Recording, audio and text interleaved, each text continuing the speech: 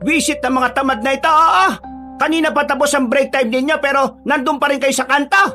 Ano bang ginagawa niyo doon, mga hinayupa kayo? Mga inutil! Huwag na kayong babalik kinabukasan, ha? Dahil tanggal na kayo! Pa, tingnan mo si Aling Petra, oh. High blood na naman dun, ha? Sino ba naman kasing hindi ma-high blood dyan, anak? Mga siraulo kasi yung mga yun, eh. Sinabihan ko na kanina na bumalik na rito sa Bawangan. Aba, ang sasarap ng buhay dun sa kanto. Akala siguro nila hindi babalik si Petra. Sino ba kasi nagpasok sa mga yan?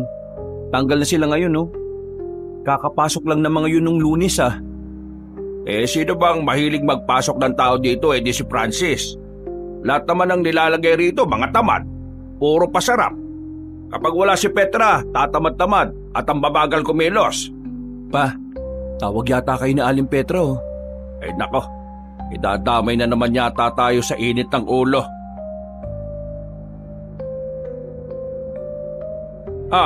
Bakit? May magagawa ba kami? Yung mga siraulong yon, inalis ko na. Ikaw ang gusto ko maghanap ng mga bagong kapalit nila, ha? Kapag si Francis ang naghanap hindi tumatagal eh. Nako, wala rin po akong kakilala. Kailangan mo makapaghanap, Hermo. Kasi kung hindi, mas marami ang magiging trabaho ninyo dahil kakaunti na lang kayo. Aling Petra, meron po akong kilala, kaso dalawa lang po eh. Basta matino at maayos magtrabaho, pasok mo rito. Wala naman kayong nagiging problema sa sahod dito, hindi ba? Opo. Sige po, kakausapin ko muna sila. Wisit talaga mga tao yun no? Ang ganda-ganda ng gising ko kaninang umaga Tapos itong aabutan ko ngayon dito. Kung wala kayong mag-ama rito, nako, baka wala akong matinong tao. Yung iba ninyong kasama, kunwari matitino ang mga yon, pero mga siraulo din. Kung meron nga lang akong may papalit kagad sa mga yan baka tinanggal ko na rin. O siya, sige na. Trabaho na kagad. Maaga kayong umuwi mamaya kasi aanihin lang naman ang mga yan. Naglakad na rin kami ni Papa pabalik sa taniman ng mga bawang kabanong. Si Aling Petra naman ay naglakad na lang din papalayo. Halata sa lakad niya ang pagkabana sa nangyari. Mabuti na lang talaga at hindi niya kami napagbuntungan. Istriktong tao si Aling Petra pagdating sa trabaho. Ayaw niya ng tatanga-tanga. Hindi naman siya kuripot sa sahod basta magaling at masipag ang trabahador. Minsan nga lang, kapag galit siya, ay dinadamay niya ang lahat. Kahit ang mga taong wala namang kinalaman sa pangyayari. Kami naman ni Papa, mag-iisang taon pa lang kami sa Bawangan. Nirekomenda lang din kami roon ng kumpare ni Papa. Yun na rin ang pinagkukunan namin ng panggastos sa pang-araw-araw. Sobrang lawak kasi ng Bawangan ni Aling Petra, hindi lang siya isang kapatagan. Ay, kapagod. Buti naman at natapos natin to agad. Makakapagpahinga tayo ng maaga. Si Aling Paring, hindi pa tapos. Tulungan na kaya natin. Hayaan mo sila dyan.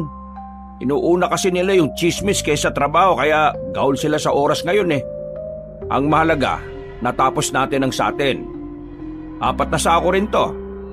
Ilagay na natin sa bodega para bukas kukunin na lang ng mga magde-deliver. Napatingin na lang ako ulit kina Aling Paring at sa kasama niya pang kapwa matanda. Totoo naman kasi mga chismosa mga yon, pero hindi ko pa rin maiwasang hindi maawa. Aabutin na naman kasi sila ng gabi sa Bawangan. Matapos naming dalhin sa bodega ang 4 na sakong bawang na naani namin, umalis na rin kami roon. Malapit lang din naman ang bahay namin kaya ayos lang nalakarin. Alam mo na, kung nabubuhay pa ang mama mo, nasabi niya sa akin noon na pangarap niyang bigyan ako ng sariling taniman Kahit anong tanim basta may tuturing na sa atin. Ang kaso nga lang, hindi na yun natupad nung nagkasakit siya. Nakukonsensya nga ako kasi dapat ako yung nagbibigay sa kanya ng ganon. Pero siya pa nagsabi. Naiintindihan naman namin ni Mama yung nangyari. At saka si Mama kasi ang may pera nun pa. Kaya si Mama ang may kakayahang makapagbigay ng ganon sa atin. Di ba, ganon naman sa pamilya? Kung sino ang meron, siya muna. Kung hindi lang siguro umepal yung mga kapatid niya, mas malaking mana sana ang napunta sa kanya. Sakim ang mga kapatid niya. Kahit si mama mo, iniwan ang lahat ng yaman ng ama nila. Dinoktor nila mga papeles para maliit lang ang mapunta sa mama mo.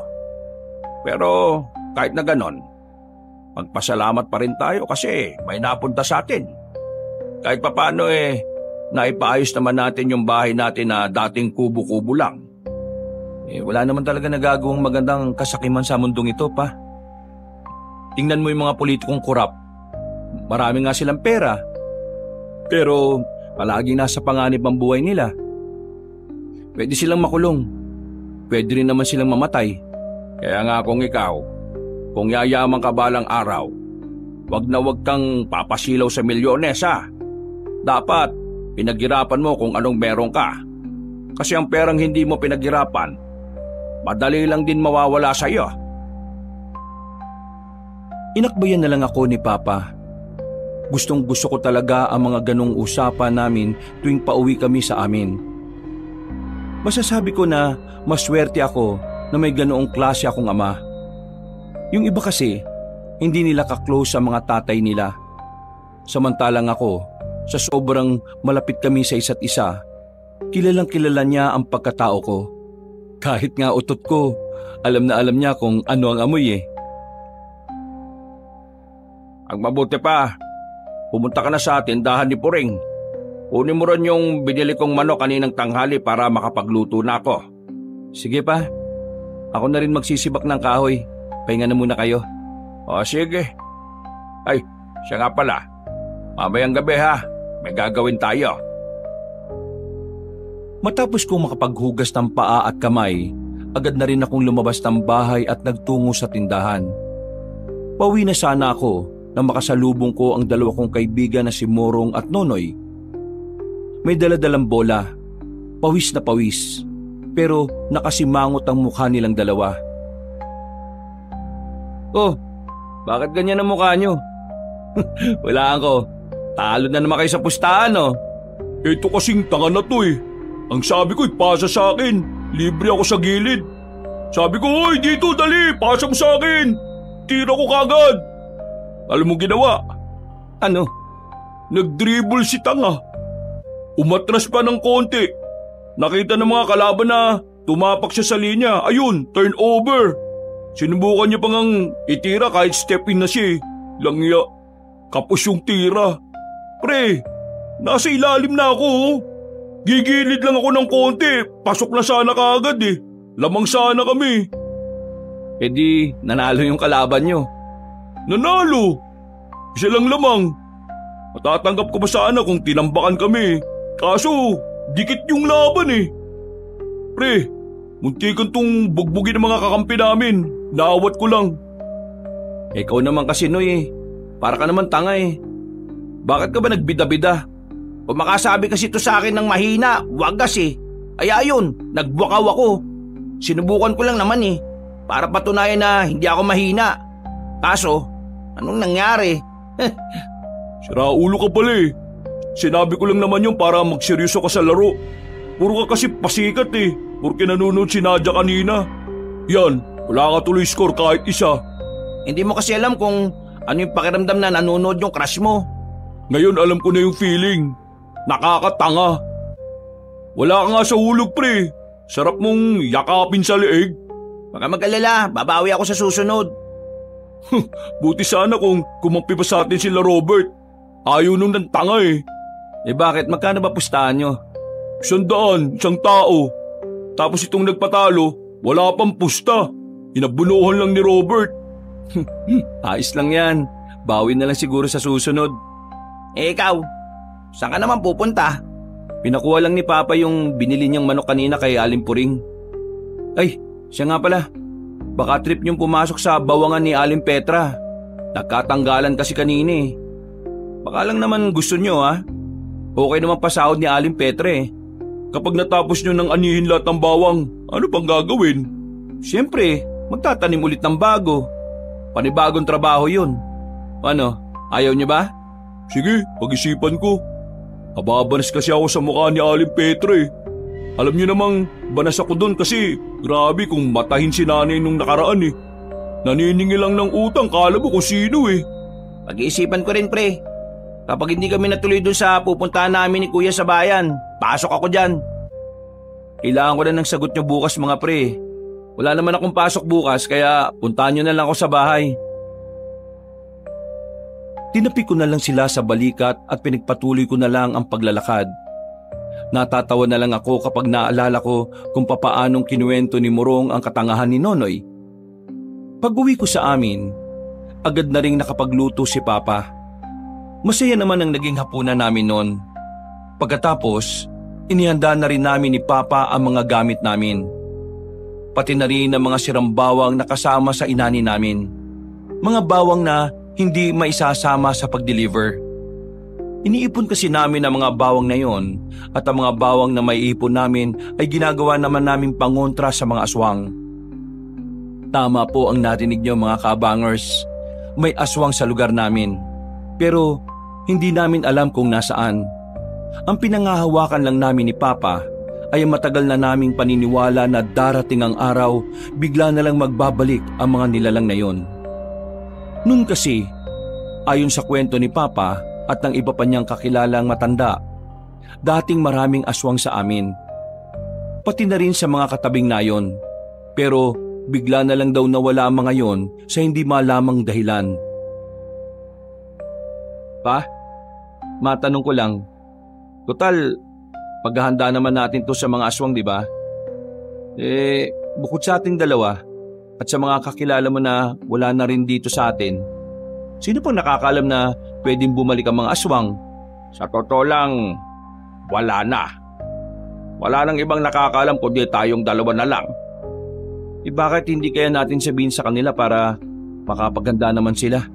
Naalala mo ba yung nakausap ko si Kapitan tungkol sa mga aswang?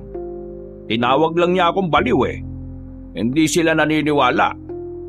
Magmumukha tayong siraulo sa paningin nila. At saka, tingnan mo nga yung mga residente sa atin. Wala silang pakialam sa mga ganong uri ng kwento. Gagawin lang nila tayong katatawanan. Subukan natin na sabihin sa kanila. Wag na. Isa pa, ayaw din ni Petra ang usapang tungkol sa mga aswang. Naalala mo yung isang bago sa bawangan na nagbanggit lang tungkol sa aswang tinanggal niya kaagad. Baka mamaya mangyari sa atin yon. Bakit kaya ayaw ni Aling Petra pag-usapan yung mga ganon, no? Wag na natin alamin. Ang mahalaga naman sa akin, meron tayong maayos na trabaho. At kahit na papano nakakaahon tayo sa araw-araw. Ito na lang natin ang atensyon natin sa mga ginagawa nating paghahanda. Ilang sandali lang ay narating na rin namin ang sapa kung saan naroon nakatirik ang ginawa naming kubo. Sikretong lugar yon para sa amin. Doon nakaimbak lahat ng pangontra na ginagawa namin laban sa mga aswang. Sobrang liblib na noon kaya walang nakakaalam noon kundi kami lang. Binuksan na kaagad namin ni Papa ang malaking lampara.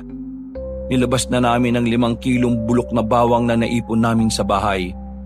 Nagsimula na rin kaming magsiga ng apoy para lutuin ang bawang na yon. Meron kaming hinahalo ng likido sa bawang. Galing pa yon sa isang albularyo sa bayan. Ayon sa albularyo, pinapalakas ng likido na yon ang amoy ng bawang.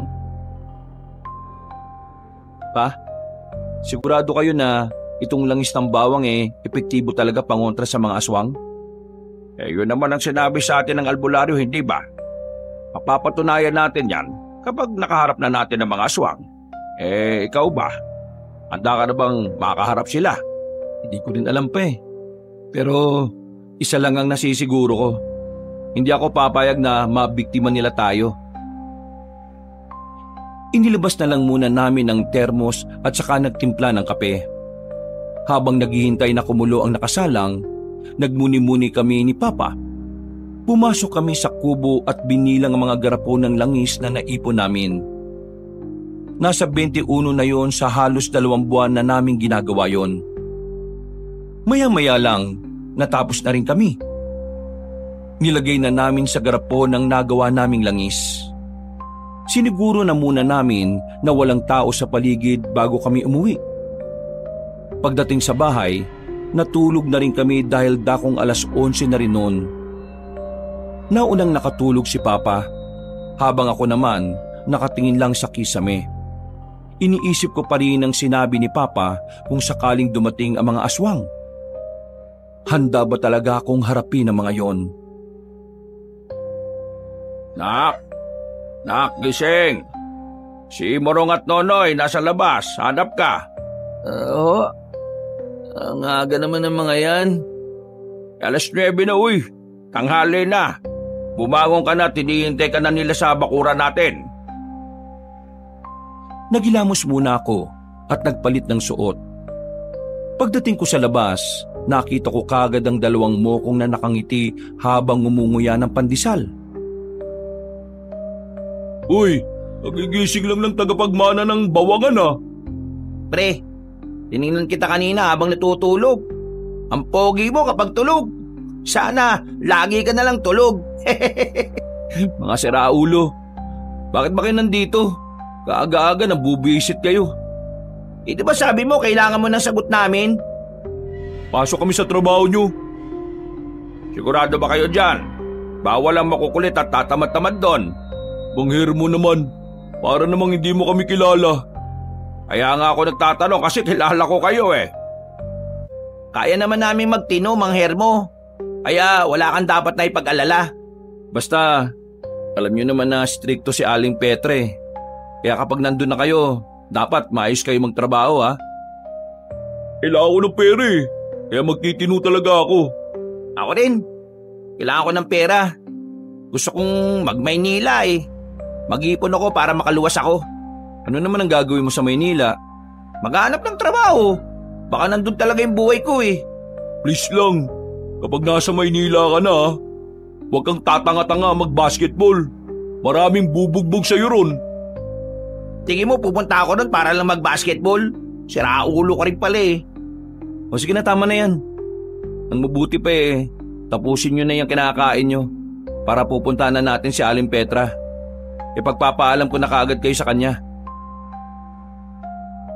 Makalipas ang ilang minuto, agad na rin kaming lumarga patungo sa bahay ni Aling Petra. Pagdating namin doon, naabutan na naman naming nagbubunganga ang matandang yon. Pinagagalitan na naman ito ang mga kasambahay. Medyo nag-alangan kaming pumasok. Aalis na sana kami, ang kaso nga lang, nakita na kami ni Aling Petra. Pinalapit na kami kaya wala na rin kaming nagawa. Magandang umaga po, Aling Petra. Nandito po kami. Yan ba ang ipapasok mo? Opo, sila pong dalawa. Etong isa hindi ko to kilala. Etong isa, kilala ko to. Anak to ni Magda. Ikaw ba si Morong? Oo, ako nga ho. Ang gusto ko lang namang malaman ay kung kailan magbabayad ang buo ang mama mo. Hindi ko po alam eh. Siya po kaya ang tanungin nyo. Bakit hindi mo alam may anak ka niya?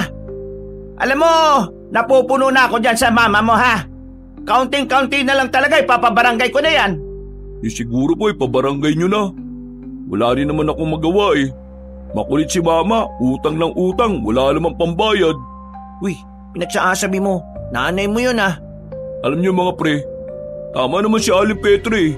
Ipabarangay ang mga hindi marunong magbayad para matuto, para magtanda, at para magsikap sila sa mga buhay nila.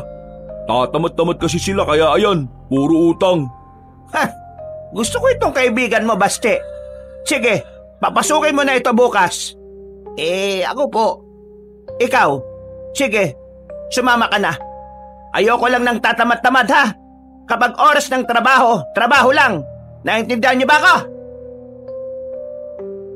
Masaya ang dalawang kaibigan ko nung umagang yon. Nagkaroon sila ng trabaho nang hindi man lang nahihirapan. Mabuti na lang talaga ay magaling mang-uto si Morong. Pero ang totoo naman talaga, hindi rin siya sang-ayon sa mga pinagsasasabi niya. Sinabi niya lang yon para hindi na makapagsalita pa ng kung ano si Aling Petra at para mas madali siyang matanggap. Oh, paano ba yan? Mula bukas magkakasama na tayo magtatrabaho dun. Maayos kayo ha? Ayoko ng bulilyaso. Baka kami ang mapahiya ni Papa kapag pumalya kayo. Ito naman si Basti. Ano tingin mo sa akin? Hindi gumagamit ng utak? Oo nga, ito talaga oh. Hindi naman yun ang ibig kong sabihin. Ang akin lang naman, minsan kasi mga siraulo din kayo eh. Malay ko ba kung bigla-bigla na lang kayong magiging buwang dyan? Huwag ka mag-alala sa amin. Hindi ka naman namin bibigyan ng kahihiyan eh. Lalo na si Mang Hermo. Aba, dapat lang no. Dapat trabaho lang. Tinawanan na lang ako ng dalawa. Ang totoo, kahit na gusto ko rin silang makasama sa trabaho, medyo nababahala din ako. Kung minsan kasi talaga, hindi ko rin mabasa ang tumatakbo sa utak nila. Ganun pa man, dinadasal ko na lang na sana hindi sila gumawa ng kahit na anong kalokohan.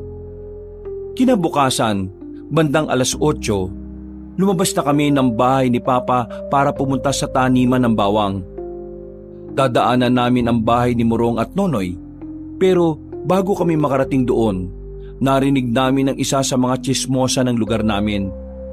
Meron daw natagpo ang bangkay ng isang lalaki sa gilid ng kalsada.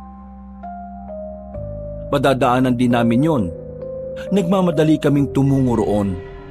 Pagdating namin, nagkukumpulan na ang mga tao. Pagsilip namin ni Papa, nandun din si Morong at Nonoy. Oh, anong nangyari dyan? Nakita na lang dyan ngayon lang. Puro sugat katawan eh. Daming hiwa na malalaki. Parang pinagtatataga. Tapos, butas yung leg. Ang sabi ng nakakita kanina, bandang 6:00 daw lumagapak dyan eh. 8:00 na. 2 oras na nakalipas. Walang napapadaan dito kaya ngayon lang nakita yan. Kung may nakakita siguro na mas maaga, baka naitakbo pa sa ospital yan eh. Hindi. Kahit itakbo yan sa ospital, baka hindi na rin mabuhay yan. Tingnan nyo nga oh, lasog-lasog yung katawan. Parang tinapon lang dyan habang naghihingalo na eh. Nagkatinginan kaming dalawa ni Papa nang merong kaming mapansin sa katawan ng bangkay. Hindi yun mga taga, bakasyon ng mga kalmot. Hindi na kami nagsalita ni Papa. Nang maglakad na kami papunta sa bawangan, tahimik lang kaming dalawa. Hindi namin mapag-usapan yung naiisip namin dahil kasama namin yung dalawa. Tingin nyo, Mang Hermo, sino kaya yung posibleng gumawa nun? Nako, hindi ko alam. Hindi ko rin naman kilala yung biktima eh.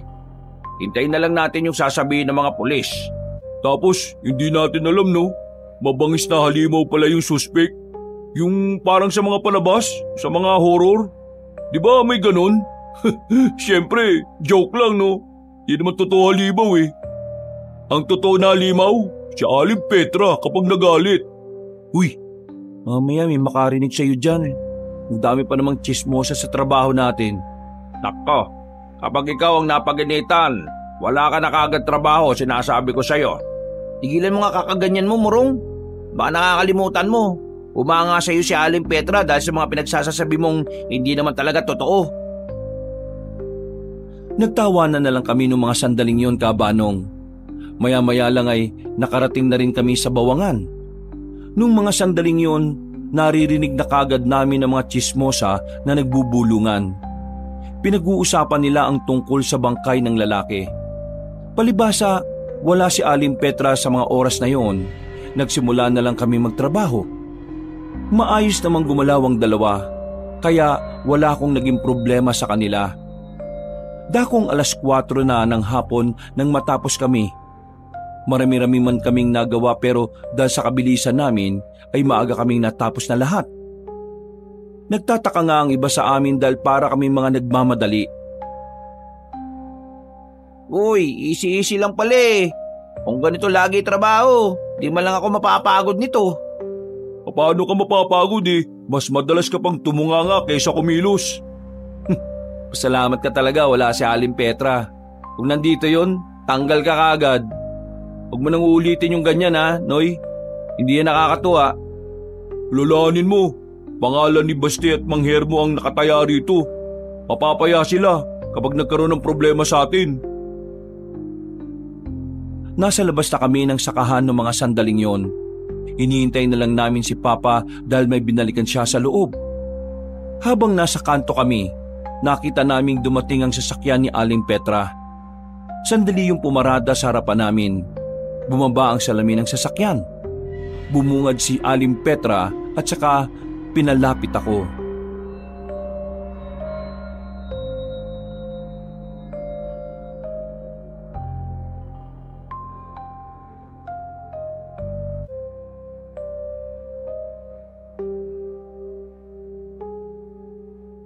Magandang hapon po, Aling Petra.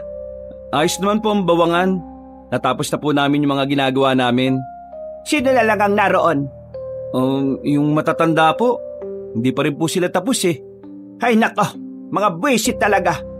Paano? Puro chismis na lang ang ginagawa nila. Ay, siya nga pala. Hindi kami nakadaan doon sa 100. Ano bang meron? Sa may malapit po ba sa bakanting lote? Oo. May inaayos ba ron? Wala naman po. Ano po kasi, hindi niya pa po ba alam?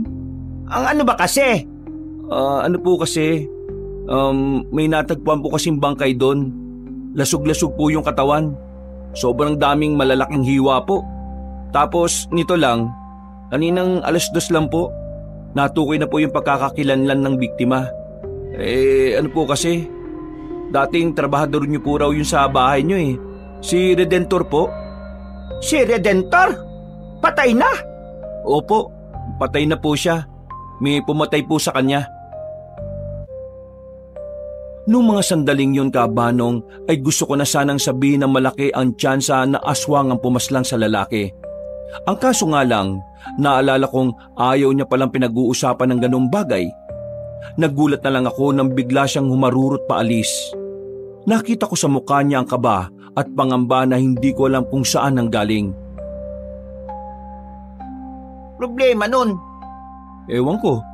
Sinabi ko lang naman yung tungkol dun sa lalaking bangkay. Di ba dati niyang tao yung biktima? Kaya baka nagulat lang siya. Baka nga siguro. Gagi ka pre. Baka naman nagalit sa'yo. Baliw, hindi. Kilala ko pag nagagalit yun. Sisigawan ka kaagad nun. Nakibit-balikat na lamang kaming tatlo ng mga sandaling yon, Kabanong. Maya-maya lang din ay dumating na rin si Papa. Pag-uwi namin, agad naming napag-usapan ang nangyari sa lalaki. Pareho talaga kasi naming iniisip na may kinalaman talaga ang mga aswang sa nangyari. Hindi malabong aswang ang gumawa nun pa, no? Kitang-kita pa lang sa mga hiwa sa katawan ng biktima eh. Ang malaking tanong ngayon, saan kaya yung lungga ng mga aswang na yan? At bakit yung tauhan pa ni Petra ang dinali? Ang tingin ko pa, basta-basta na lang ng biktima yung aswang na yun. Siguro gutom. Kaya kahit sino na lang ang mahila umahatak niya papunta sa dilim.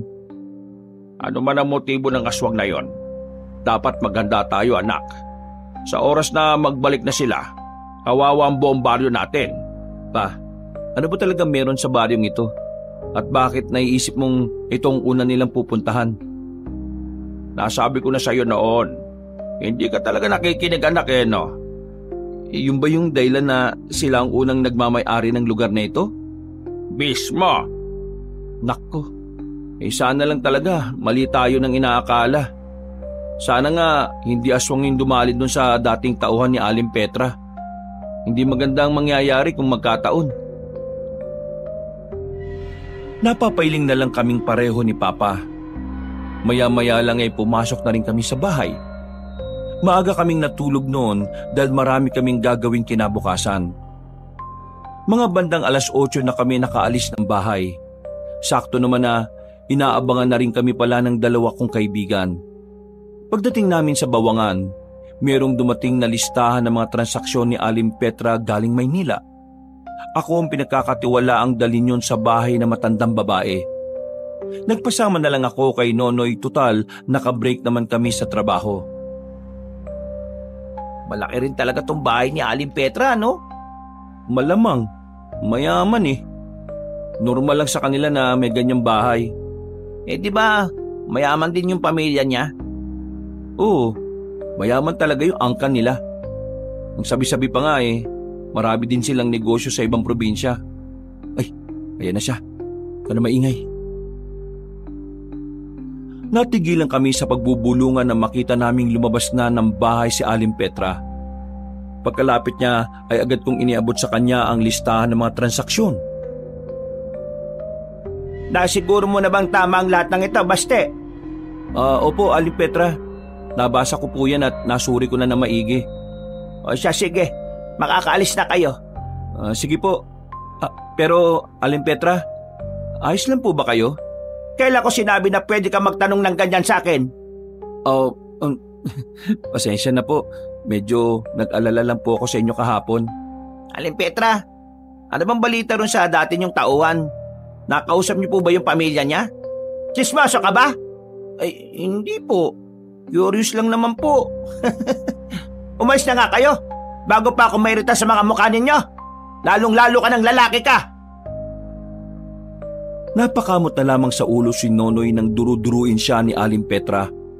Hindi na kami nagsalita at agad na ring naglakad paalis. Bakit kaya ganun yung ugali na matandang yun, no?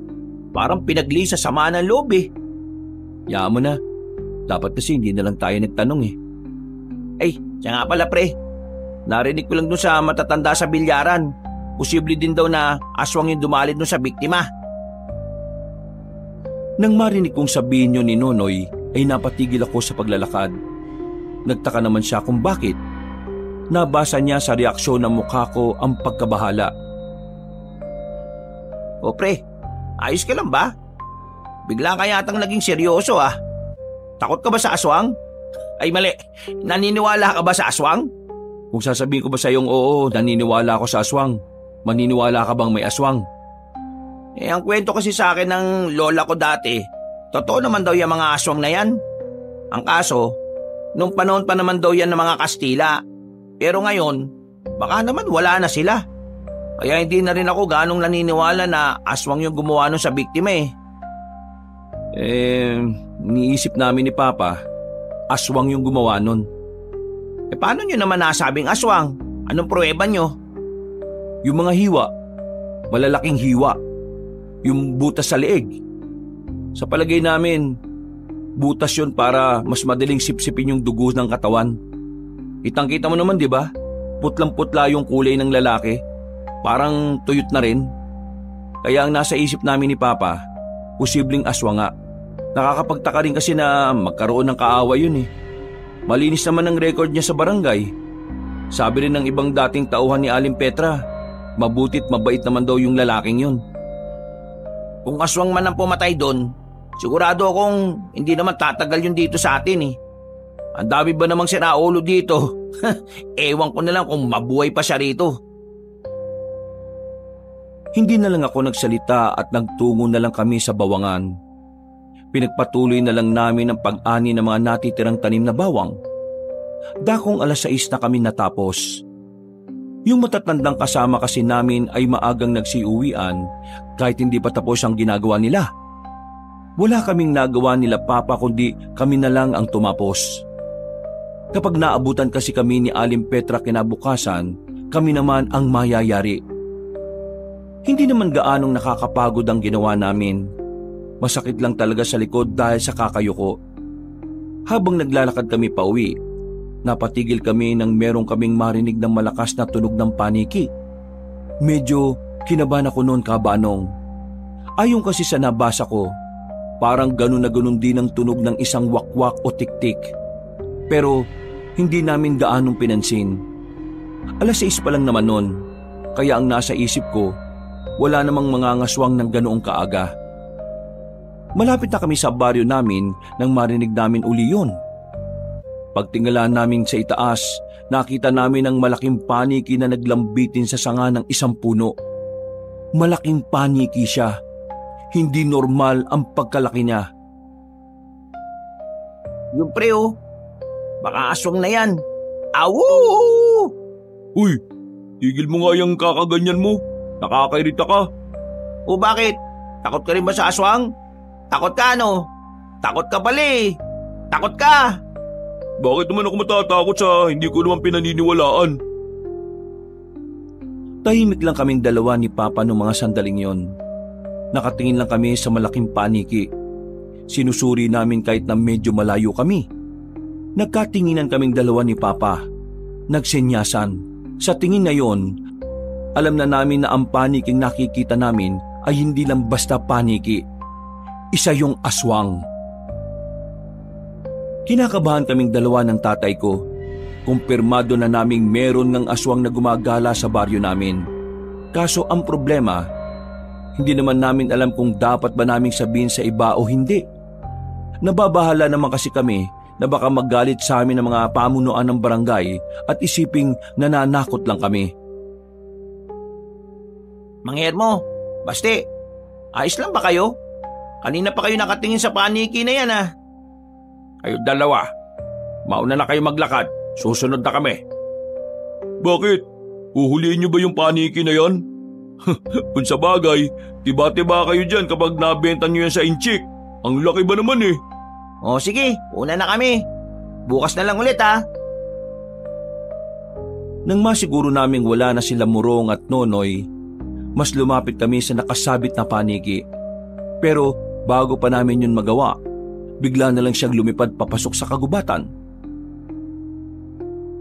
Bah, di ba delikado kung papasok tayo ng gubat? Lalo na aswang yun. Baka mamaya pinapakagat niya lang tayo. Ako na lang mag-isa. Hintayin mo na lang ako rito. Hindi, sasama na ako. Mas delikado kung mag-isa ka lang. Kailangan nating masundan ng paniking yon para malaman natin kung may kasama pa ba siya o wala na. Handa mo, itak mo. Baka may makainkwentro tayo. Noong mga sandaling yon, Kaabanong, aminado kong sobra kong kinakabahan. Alam ko kasing malaki ang tsansa na mapahama kami. At bukod pa ron, yun din ang unang beses na gagawin naming sumunod sa isang aswang. Ganun pa man, nilakasan ko na lang ang loob ko. Hindi ko rin naman kasi kayang pabayaan na lang ang tatay ko sa gubat. Habang naglalakad kami ng mabilis sa kagubatan, naisipan namin gamitin ang daladala naming flashlight na sira-sira na rin. Mahina ang liwanag na meron yon pero pinagtiyagaan na lang din namin. Napalayo na kami pero hindi kami nakaisip na umatras. Sinuyod namin ang tingin ng paligid, wala kaming nakita. Tinutukan din namin ang ilaw ang mga puno pero wala pa rin. Mga ilang sandali lang, nakarinig na kami ng malakas na pagaspas. Napupo agad kami ni Papa. Malakas ang kutob namin noon. Pakpak yun ng aswang. Marahang kaming naglakad at sinilip kung saan yun nanggagaling. Pinatay na muna namin ang dala naming ilaw dahil malakas din naman ang liwanag ng buwan. Pagtingin namin, kita namin ang isang lalaki na nakatayo sa harapan ng malapad na puno. Nakabuka ang malaki niyang pakpak. Naririnig din namin ang mahihina niyang angil.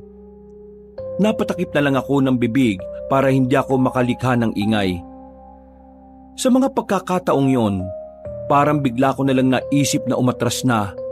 Pero si Papa, nararamdaman ko sa kanya na buong buo ang loob niya. Pa, anong gagawin natin? Susubukan natin patayin ang aswang na yan. Baka yan na nga ang pumaslang doon sa lalaki. Kakayanin ba natin? Wala tayong dalang pangontra. Kung wag kaya muna, bumalik na lang tayo kapag dala na natin yung mga langis. Sa bagay, may punto ka. Palis na sana kami noon, pero biglang may naapakan si Papa na marupok na sanga. At dahil doon, nakagawa kami ng ingay. Dahilan para mapadako ang tingin ng lalaking aswang sa kinaroroonan namin. Ang tanging nagawa ni Papa, tumakbo, kumaripas ng mabilis. Naramdaman na lang namin na sinusundan na pala kami ng aswang. Naririnig namin ang bawat pagaspas ng pakpak niya. Bilisan mo, pambihira! Bata ka ba pero mas mabilis pa akong tumakbo sa'yo? Sandali naman pa, eto na nga Nang makarating na kami ulit sa kalsada, hindi na nagpakita pa ang aswang. Hingal na hingal kami ni Papa habang nasa gilid kami. Sakto namang dumaan ang sasakyan ni Aling Petra. Mukha niya kaagad ang bumungad sa amin nang bumaba ang salamin.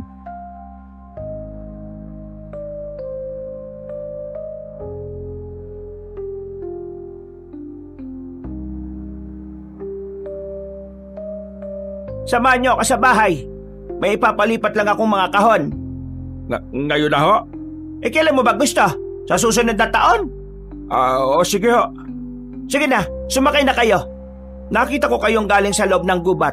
Hingal na hingal kayo. Bakit? Anong nangyari? Nagkatinginan kami ni Papa. Nag-isip kami ng ibang dahilan dahil alam naming ayaw ni Aling Petra ang usapang aswang. Mabuti na lang ay mabilis ako nakapag-isip ng mga sandaling yun. Ano po? Maghahanap po sana kami ng panggatong. Ang kaso may nakita kaming bayawak eh. Hinabol kami. Ang bilis. Kalalaki niyong tao, takot kayo sa bayawak? Napatawa na lang din kami ng pilit. Pero ang totoo, hindi pa rin talaga kami nakaka-recover sa nangyari. Nang makarating na kami sa bahay ni Aling Petra, pinagtulungan namin buhatin ni Papa ang 4 na malalaking kahon papasok sa bahay niya. Pagkatapos, binigyan kami ni Aling Petra ng bayad at ilang tira nilang pagkain sa ref. Paalis na sana kami nang biglang tawagin kami ulit. Edma!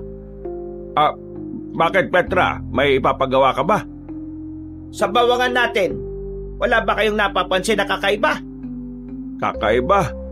Anong klaseng kakaiba? Yung bang parang meron kayong nakikitang kaduda-dudang tao? Wala bang umaaligid doon? Lahat ba ng nakikita nyo ron kilala nyo? Wala naman kaming nakikitang kaduda-duda. Kilala naman namin ang mga naroon. Bakit? Ano bang problema? Wala naman. Gusto ko lang malaman kung nasa maayos kayong kalagayan doon. Tungkol ba ito sa dati mong tauhan? Huwag ka na magtanong dahil ayaw kong pag-usapan yan ngayon. Sige na, umalis na kayo. Sige o. Maraming salamat o. Nakauwi naman kami ni Papa ng ligtas sa amin. Yun nga lang, na nakitang binti niya dahil sa kakatakbo namin. Kaya bago kami pumasok sa bahay para matulog, hinilot-hilot ko muna ang binti niya para maikalma. Pasensya na kung ikaw pa gumagawa niyan ha. Hindi ko na rin kasi maabot ng maayos yung binti ko, nak eh. Ano ba kayo pa? Hindi mo naman kailangan humingi ng pasensya anak mo ko eh. Obligasyon ko rin naman na alagaan ka, lalo na tumatanda ka na. Hindi mo pwedeng gawin yan habang buhay, nak.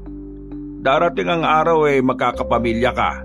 Kaya dapat handa ka sa mga panahon na kailangan mo nang iwan ng ganitong gawain para sa ama mo. Habang wala pa akong pamilya, sisiguraduhin ko na maaalagaan kita. Sebastian, anak, huwag mo namang ikulong ang sarili mo sa pag-intindi sa akin. Alam mo, hindi obligasyon ng anak na alagaan ng mga magulang niya kapag tumanda na. Kaya hindi mo ito gagawin habang buhay, ha? Hindi obligasyon? Malaki ang utang na loob ng mga anak sa mga magulang nila. Hindi rin obligasyon ng anak na tumanaw ng utang na loob sa mga magulang. Kasi lahat ng ginagawa ng magulang, yun ang dapat. At hindi yun dapat isinusumbat sa mga anak. Sige, hindi obligasyon na alagaan ng magulang o tumanaw ng utang na loob. Pero para sa akin, ang isang anak, obligasyon niyang iparamdam pa rin ang pagmamahal niya sa mga magulang, lalo na sa mga oras na hindi na nila kayang gampanan ng tama ang pagiging haligi o ilaw. Nako, lumalalim na ang pananalita mo, anak ah. Pero alam mo, masaya ako at proud ako sa iyo.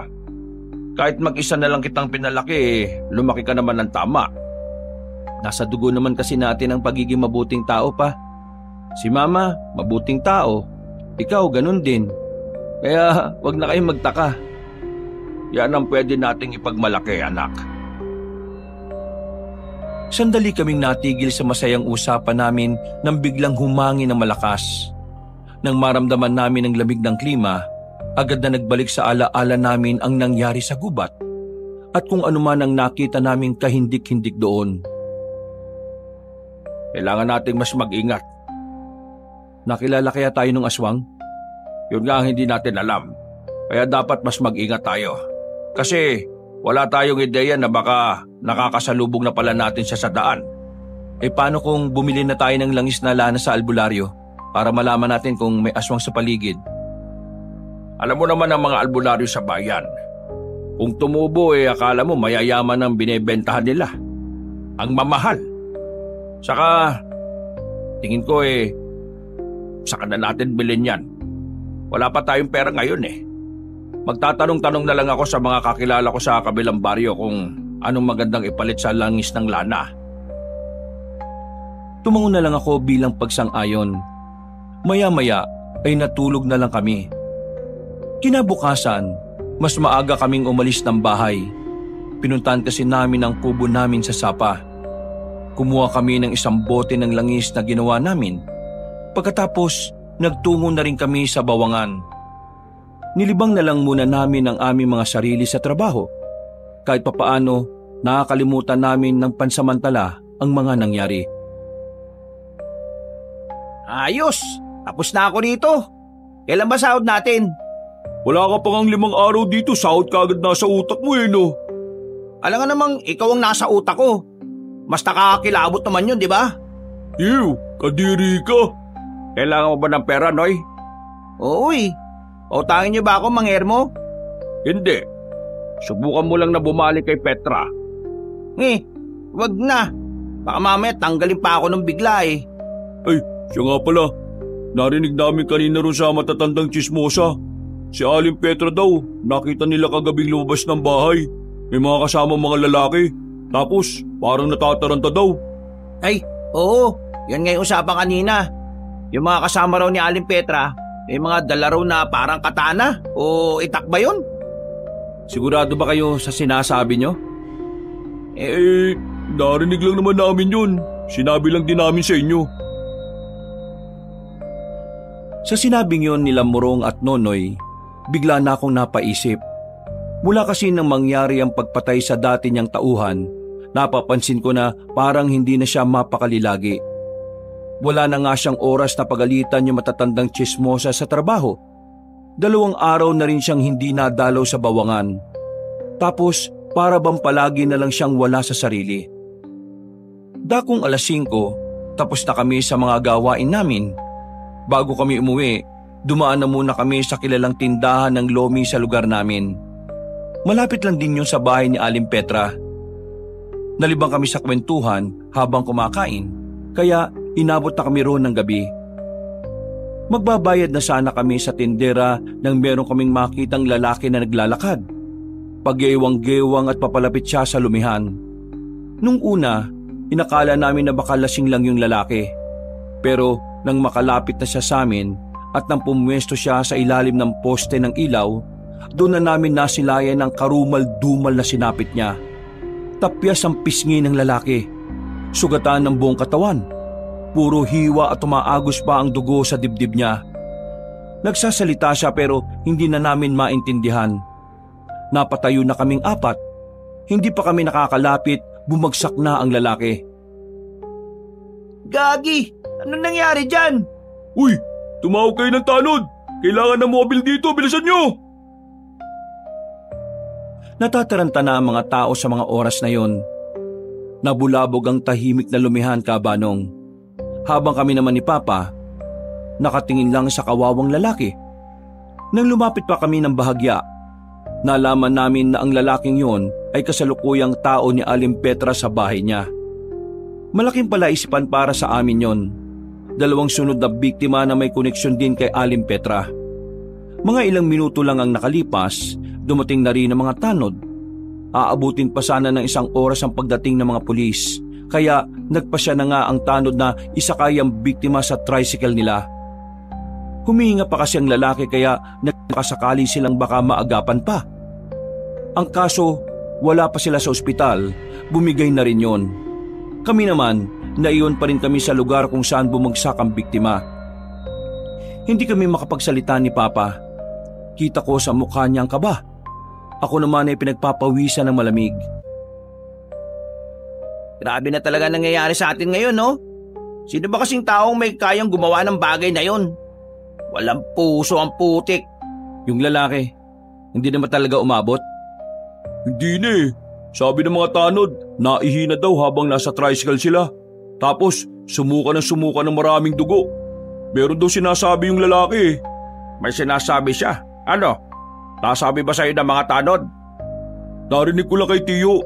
Kausap niya kasi kapitbahay naming tanod eh. Ang sabi, ang huling sinabi raw ng lalaking yon bago mamatay, aswang. Aswang? Nagkatinginan kami ulit ni Papa. Ako naman kabanong pasimpleng inilibot ang tingin sa lumihan, pati na rin sa labas, pero wala akong nakitang kahina-hinala. Maya-maya, nagpaalam na rin kami sa kanila matapos magabot ng bayad sa kinain naming lomi. Sa pagmamadali naming maglakad, isang babae ang nakabanggaan ni Papa sa daan. Munti ka nang matumba si Papa dahil sa tibay ng katawan ng babae. Pagtingin ko sa babae ay para siyang matikas. Nakasuot siya ng sando pero may panloob. May mga taling nakalagay sa pagkabila niyang braso. Meron din siyang panyo sa ulo at ang buhok naman niya ay kulot. Mas lalo siyang nagmukhang maangas dahil morena siya, pero halata na maganda rin siya. Pa, ayos ka lang? Ikaw naman kasi masyado ka nagmamadali eh. Pasensya na po. Hindi din po ako nakatingin kaya nabangga ko kayo. Pasensya na po talaga. Hindi. Huwag kang gumingin ng pasensya. Ako may kasalanan. Malalim ang iniisip ko kaya hindi ko napansin na makakasalubong na pala kita. Ikaw ba, Iha? Nasaktan ka ba sa banggaan natin? Huwag niyo po kong intindihin, ayos lang po ako. Pasensya na po ulit. Hindi ka taga rito, miss? Hindi napadaan lang. Umuwi ka na sa inyo. Delikado rito sa amin ngayon. Delikado? Bakit? Basta, delikado. Hindi ligtas kapag gabi rito. O sige na, Iha. Umuwi ka na sa inyo. At kami rin pauwi na rin. Pasensya na ulit ha. Nginitian na lang kami ng babae. Naglakad na rin siya palayo. Bakit na? Type mo ba yung babaeng yon? Hindi ko yung type pa. Hindi ko lang alam kung bakit parang may kakaiba sa babaeng yon. Hindi naman yata siya aswang pero may kakaiba talaga sa kanya eh. Nahihiwagaan ako. Ganyan na ganyan din ang pakiramdam ko nung unang beses kong makita ang mama mo. Po? Talaga tong si Papa puro kalokohan. Oy, hindi naman kalokohan yon, totoo yon. Pag-uwi namin sa bahay, naganda na kami ng mga gamit namin para sa posibilidad na pagdating ng mga aswang. Pinahiran na rin namin ng langis ng bawang ang mga patalim na meron kami. Nagpahid din kami sa palibot ng bahay namin sa paniniwalang hindi makakalapit ang mga aswang dahil doon. Bandang 11:00 ng gabi, tahimik na ang paligid. Hindi kami makatulog. Inabot na kami ng umaga na mulat ang mga mata sa kababantay na baka may pumuntang aswang sa bahay. Pero wala. Puyat lang ang napala namin. Buti na lang wala kaming ganong gagawin sa bawangan nung umagang yon. Habang nag-aalmusal kami ni Papa sa bakuran, dumating si Nonoy at Morong. Bago magsalita, inagaw pa ni Nonoy ang hawak kong pandesal. Oh, ano na naman chismis tong dala nyo? Hindi to chismis. Ito yung bagong impormasyon na sinabi ng mga pulis sa barangay. Tungkol ito sa mga biktima. Lalo na nun sa lalaki kagabi. Ang sabi ng mga pulis, itong 2 biktima na parehong tawa ni Aling Petra, nag-a-addict daw pala. Yung lalaki kagabi, kaya raw nakapagsabi ng salitang aswang kasi sabog daw. Ang mga dumali daw sa kanila, hitman. Hitman ng sindikatong kinabibilangan nila. Siguro itong 2 tinakbo nila yung droga na dapat ibebenta nila. Ay ayun, binalikan siguro sila. Yan bang sinasabi mo beripikado na ng mga pulis? O baka initial na investigasyon pa lang yan? Initial na investigasyon pa lang to. Initial pa lang pala eh. Wala pang kumpirmadong detalye. Kung naman tong si kwento. Sinabi ko lang naman ang nalalaman ko. Ay, teka lang. Nagsasaing nga pala ako. Wait lang ha. Maliligo lang ako. Sige na, dyan na muna kayo. Ito talagang si Nonoy Chismoso rin eh. Hindi pa naman pala sigurado ang mga pulis. Kinakalat na agad yung nalaman niya. Uy Morong, nakikinig ka ba sa sinasabi ko? Kanina ka pa tahimik ah. Ayos ka lang? Oo, naririnig naman kita eh. Lutang ka eh. Himala. Anong himala? Himala? Wala ka sa sarili mo. Ano bang problema? Kasi pre, Ewan ko ha. Pero baka kasi isipin mo weirdo ako eh. Ha? Bakit ko naman iisipin yun? Buti pa sumama ka na lang sa akin. Meron akong ipapakita sa'yo. Hindi ugali ni Morong na magpabitin sa mga bagay na gusto niyang sabihin. Seryoso din siya nun. Kaya ang nasa isip ko talaga, mahalagang bagay ang papakita niya. Ramdam ko rin sa kanya na parang hirap na hirap siyang sabihin sa akin kung anuman ang sasabihin niya. Mga ilang minuto lang, nakarating na rin kami sa daan papuntang ilog. Malupa na roon at maputik. Sa lubong ang kilay ko nang tumigil na kami roon at parang merong hinahanap si Morong. Ano ba kasi yun pre? Kung may nawawala kang kayamanan dito, ipapahanap na lang natin kay Nonoy. Malakas ang pang-amoy nun kapag may pinapahanap na. Hindi. Meron ako nakita rito kagabi. Pero wala na. Dito mismo. Diyan. May mga bakas ng paa dyan pre. Ha? Bakas ng paa? Kaninong paa naman yun? Malambot tong lupa kagabi kaya bumakat yung paa. Hindi siya basta paa pre. Malaki. Hindi normal na gaya ng sa atin. Teka. Anong sinasabi mo? Pare, ganito kalaki oh. Mahaba. Tapos payat. Tapos parang patulis yung paa. Papunta pa nga ron oh. Kaso nagtataka ako, bakit ngayon wala na? Sigurado talaga ako na nakita ko yung kagabi. Inutusan ako ni mama na magigib ng tubig sa ilog. Promise pre, nakita ko talaga yun dito. Bukod doon, meron ko pa bang ibang nakita? Wala na. Yun lang. Pero alam mo, meron ako naiisip. Naiisip na ano? Naisip ko lang bigla yung sinabi ng lalaking biktima kagabi. Yung aswang. Oo pre, alam kong iniisip mo na nabubuaw na ako kasi hindi naman ako naniniwala sa mga ganun, di ba? Alam mo yun, pero bigla ko lang naisip eh. Paano kung yung sinasabi niyang aswang yung mismong pumatay sa kanya? Paano kung yung aswang na yun paan niya yung mga nakita kong bakas dito? Kasi mula rito hanggang doon sa lumihan, hindi naman malayo, di ba? Palagay ko nga meron din mga dugo dito kagabi. Hindi ko lang siguro napansin kasi madilim. Yung bakas lang talaga ng paa napansin ko kasi malalim yung pagkakabakat pre. Basta. Uy, ano basta? Nakikinig ka ba? Oo pre, nakikinig ako. Naniniwala ako sa'yo. Ha? Naniniwala ka sa akin? Na baka aswang yung gumawa nun sa mga biktima? Oo. Sa katunayan, sa unang biktima pa lang, yun na agad ang iniisip namin ni Papa.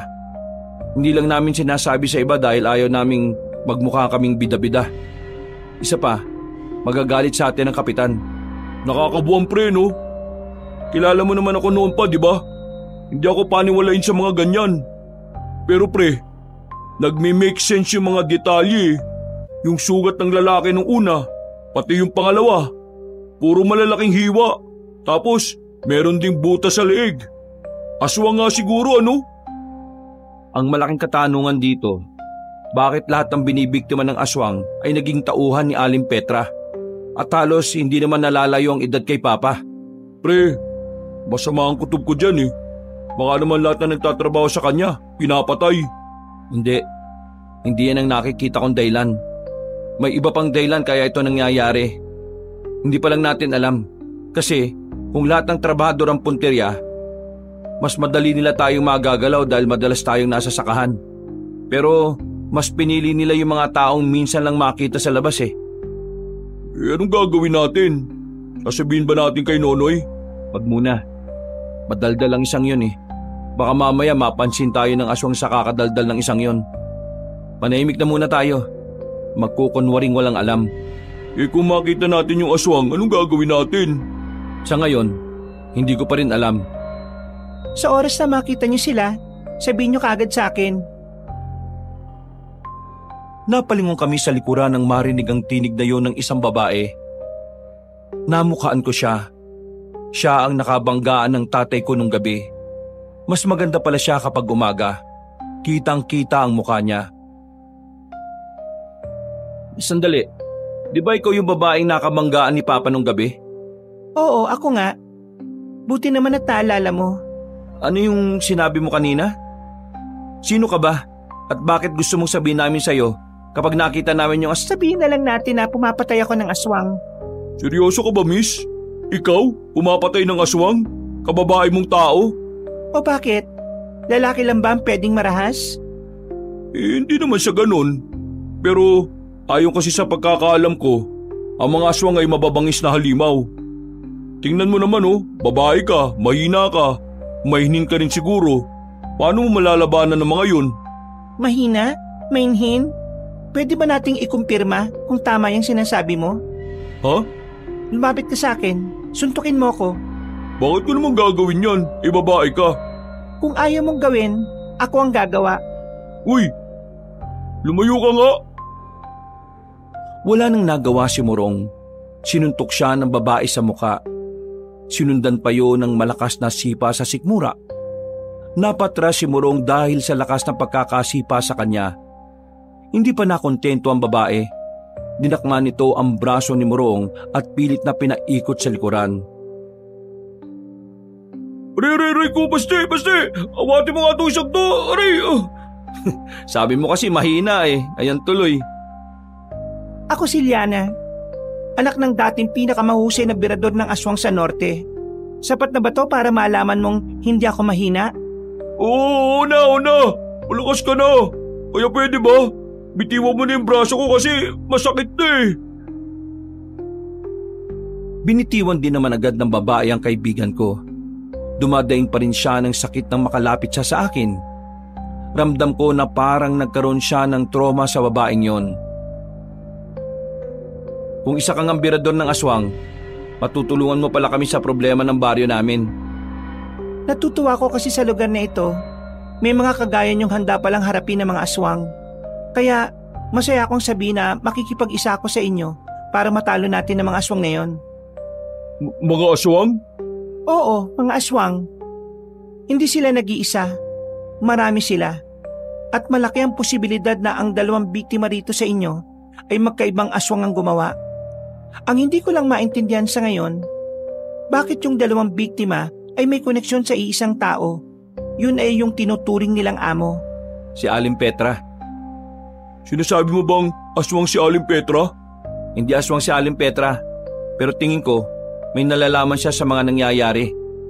Ngayon ko naiisip kung bakit parang aligagasan itong nakaraan Kailangan nating malaman kung anong nalalaman ng sinasabi niyong Aling Petra.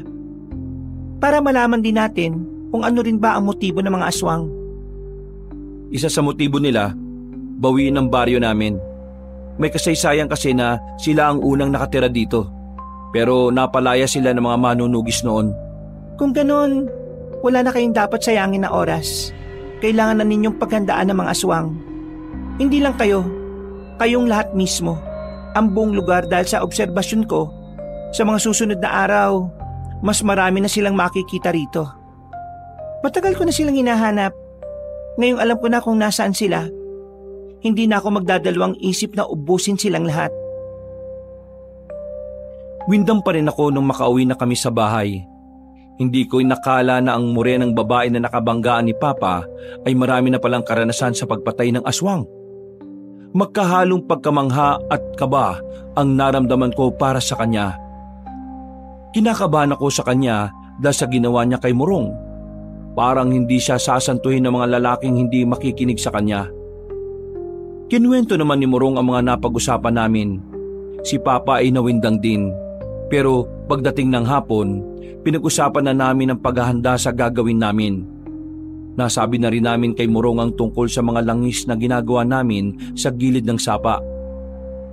Hindi ko inakala na darating ang oras na pati si Morong na hindi naman naniniwala sa mga aswang, makakasama namin sa pagpaplano kung papaano namin poprotektahan ang sarili sa mga nilalang na yon. Tama ba itong ginagawa natin? Baka mamaya mahuli tayo dito. Kailangan natin itong gawin.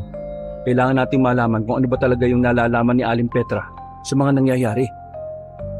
Nung gabing yon, Kabanong, nasa gilid kami ng bahay ni Aling Petra. Tatangkain naming makapasok sa loob. Susubukan naming makasagap ng impormasyon mula sa matanda. Sumilip ako sa gilid. may mga nagbabantay pa rin sa harapan. Mas dumami ang bantay nila kumpara nung normal na araw. Halatang may kinatatakutan si Aling Petra nung gabing yon. Bagay na mas lalong nagbigay sa amin ng dahilan para ituloy ang mga binabalak namin. Pagpasok natin dito, rekta sa gilid meron diyang malit na iskinita papunta sa likod ng bahay. Malapit doon sa kusina. Mula ron, pwede nating marinig si Aling Petra na nagsasalita sa sala. Taas naman, balkonahin niya. Kabisado mo Madalas ka ba rito? Naging boy ako rito bago ako nalipat sa Bawangan. Kumuha kami ng tamang pagkakataon, Kabanong. Nang masiguro naming wala namang makakahagip sa amin, ay agad naming inakyat ang pader at dumaan sa gilid. Nang makarating na kami sa likod ng bahay, sumilip kami sa bintana ng kusina. Nakita namin si Aling Petra sa sala. Hawak-hawak ang telepono. At base sa naririnig namin, ay parang nakikipagtalo pa siya. Kailan ba darating ang maraming tao para protektahan ako rito? Ha? Nagpaparamdam na ulit sila, Papa. Ako ang pinipeste ng mga yon dito. Samantalang kayo, nandiyan kayo sa malayo. Nakaiga sa kama at naghihintay na lang kung kailan mamamatay. Ako ang nasa panganib ngayon. Ang mabuti pa, magpadala ka rito ng maraming tao. Dahil hindi ko alam baka sa susunod na araw bumalik na sila para kunin ang gusto nilang kunin. At dahil... hello? Hello? Papa! Sumagot ka! Hello? Buisit! Dahil sa mga narinig namin, mas lalo lang lumakas ang kutob namin na si Aling Petra ay meron talagang ginawa sa mga aswang. Pero kulang pa ang impormasyong hawak namin nung oras na yon, kaya hindi na muna kami umalis. Nanatili pa kami roon ng ilang minuto. Sinubukan pa naming makalapit. Hindi nagtagal, naramdaman na lang naming may nakatutok na baril sa ulo namin. Marahan kaming humarap. Mga tao ni Aling Petra ang nakahuli sa amin. Kinaladkad nila kami papunta sa sala. Tinalian nila ang mga kamay namin at pinaluhod. Salbong naman ang kilay ni Aling Petra nang humarap kami sa kanya. Anong ibig sabihin nito, Baste? Bakit kayo nasa bakuran ko nang hindi ko alam? Aling Petra, hayaan niyo po muna ako magpaliwanag. Wala kami masamang intensyon sa inyo. Ito na nga ba sinasabi ko Magpaliwanag ka. Kapag hindi ko nagustuhan ang paliwanag mo, ipapakulong ko kayong dalawa dahil sa trespassing kayo. Tungkol sa aswang, kaya kami nandito. Anong sinabi mo? Yung dalawa niyong tauhan na pinatay. Alam namin na aswang ang dumali sa kanila. Ano pinagsasasabi mo? Hindi mo ba narinig ang sinabi ng mga pulis? Aling Petra, alam ko na alam niyo ang sinasabi ko. Huwag na po tayo magkaila. Kaya lang naman po kami nandito kasi inaalam namin kung bakit parang may koneksyon sa inyo mga biktima. Nag-aalala lang kami na baka pati kami madamay dahil nagtatrabaho kami sa Bawangan ninyo. Aling Petra, may aswang dito at malapit na silang bumalik. Gusto ko lang po malaman, ano ba ang ginawa ninyo sa kanila at bakit parang galit na galit sila? Manahimik ka! Hindi ko alam yung sinasabi mo! Narinig po namin na may kausap kayo kanina sa telepono, Aling Petra. Yun na ang patunay na may alam ka. Kung sasabihin mo sa amin kung anong dahilan at galit ang mga aswang sa inyo, matutulungan ka namin. Meron kaming kilalang birador ng aswang. Gumagawa na siya ng hakbang para pigilan ang gagawin ng mga... Tama na! Papalayain ko kayo ngayon. Pero kapag nalaman ko na minamanmanan niyo pa ako, baka ipatumba ko na kayong dalawa. Mula rin bukas, wag na kayong papasok sa Bawangan ko. Pati ang tatay mo. Pati na rin yung isa mong kaibigan na mukhang tuko. Sige na, kalat ka rin na yung palabas dito. Babawiin nila ang lugar na ito. Papatayin nila ang lahat na nandito kasama na kayo. Kung hindi kayo makikipagtulungan sa amin, lahat tayo magiging pataba na lang sa lupa na sila ang unang may-ari. Kaya sana, pag-isipan mo ito, Aling Petra. Sa iyo nakasalalay ang buhay ng maraming tao.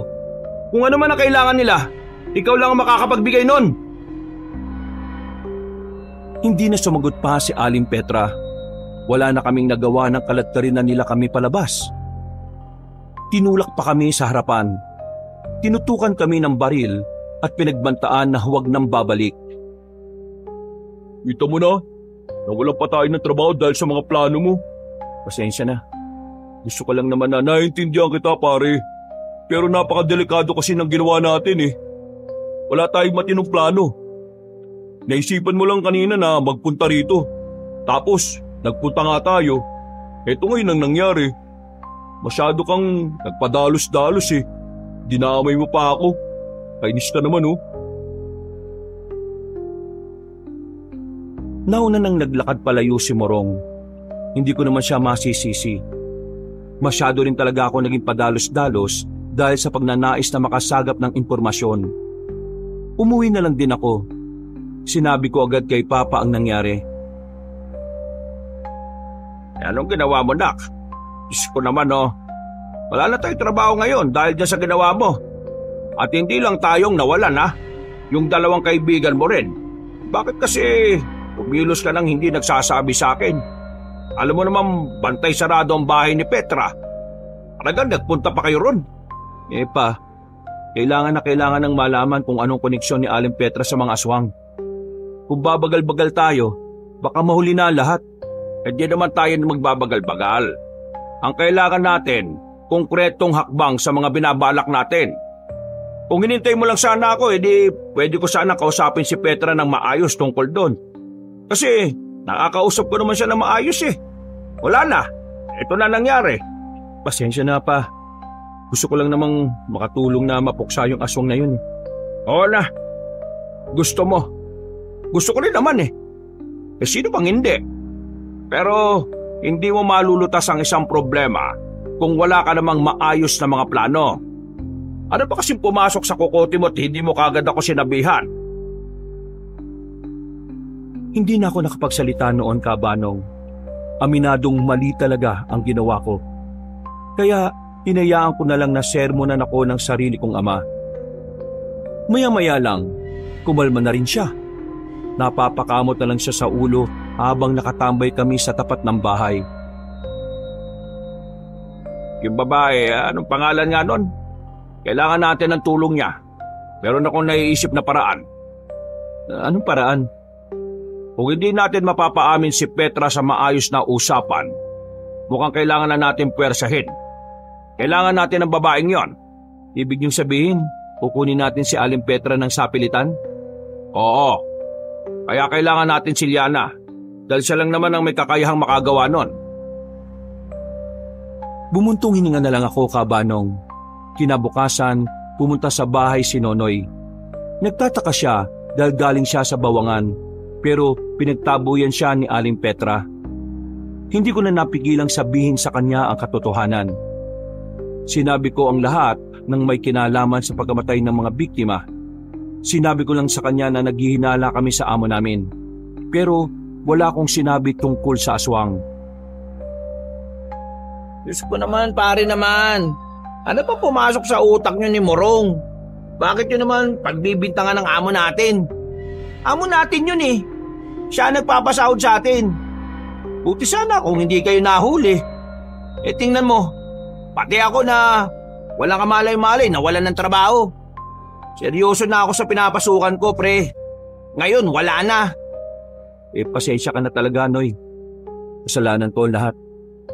Ako kasi nakaisip nun eh. Nadami lang talaga si Morong, pati na ikaw.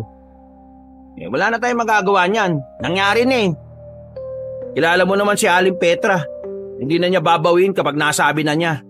Ang problema ko lang nito, saan ako ngayon papasok? Maghahanap na lang siguro ako sa bayan. Pasensya na talaga. Hindi naman ako galit sa iyo eh. Ayos lang naman. Ganun talaga. Hanap na lang siguro ng ibang trabaho. Hindi ka talaga galit? Hindi nga. Wala naman na tayo magagawa eh. Kung magagalit ako masasayang lang ang lakas ko.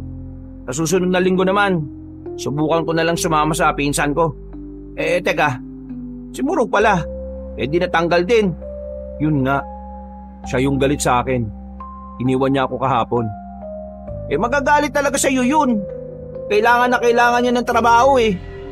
Kaya nga, kasi ako nagpadalos-dalos eh. O sige pre, dito ka na muna ha. Puntahan ko lang yung pinsan ko. Naglakad na palayo si Nonoy. Ako naman, naiwang nakatulala sa bakuran namin. Maya-maya lang, inutusan ako ni Papa na lumabas ng bahay para bumili ng pananghalian.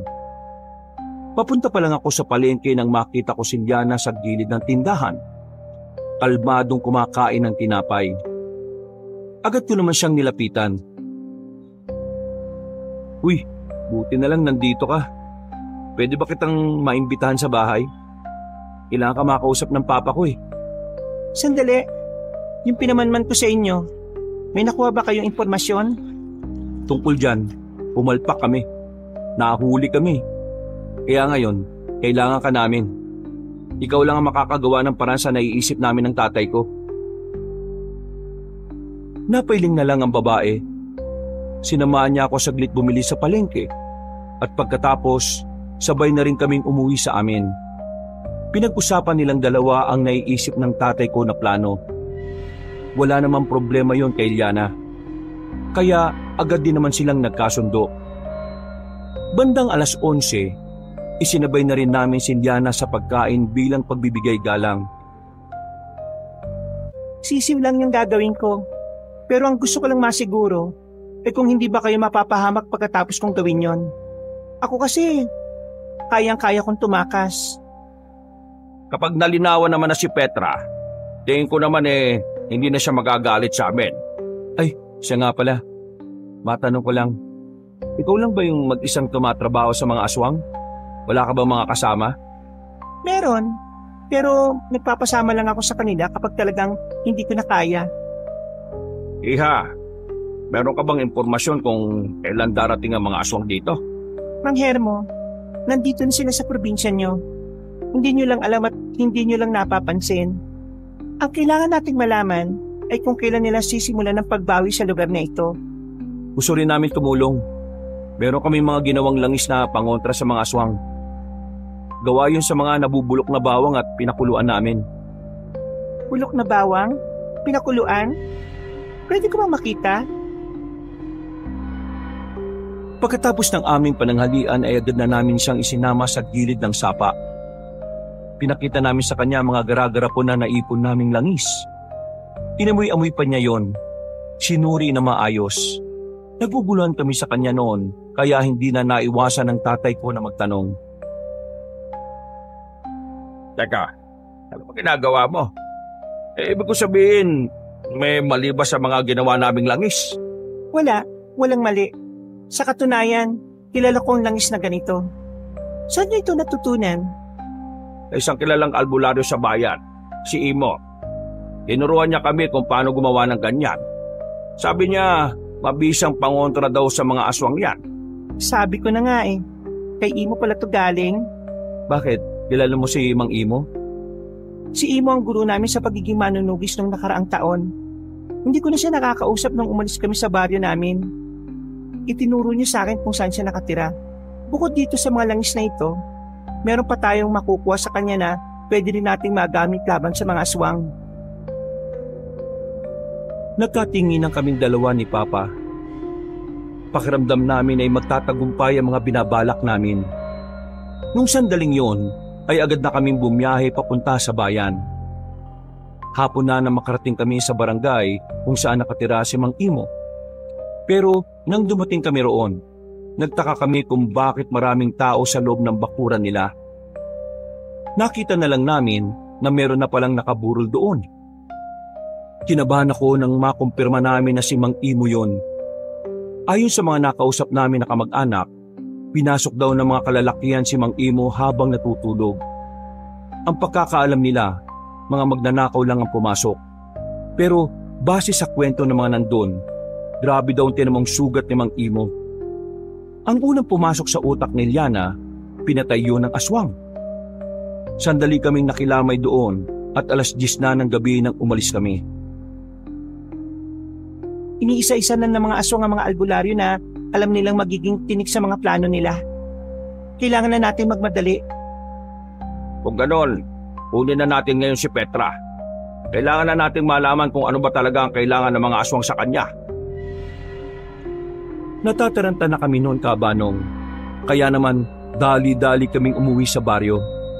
Pinunta agad namin ang bahay ni Aling Petra. Sakto naman na noong mga oras na yon, ang ibang bantay ay natutulog. 3 lalaki lang ang nanatiling gising, tapos wala pa sa sarili.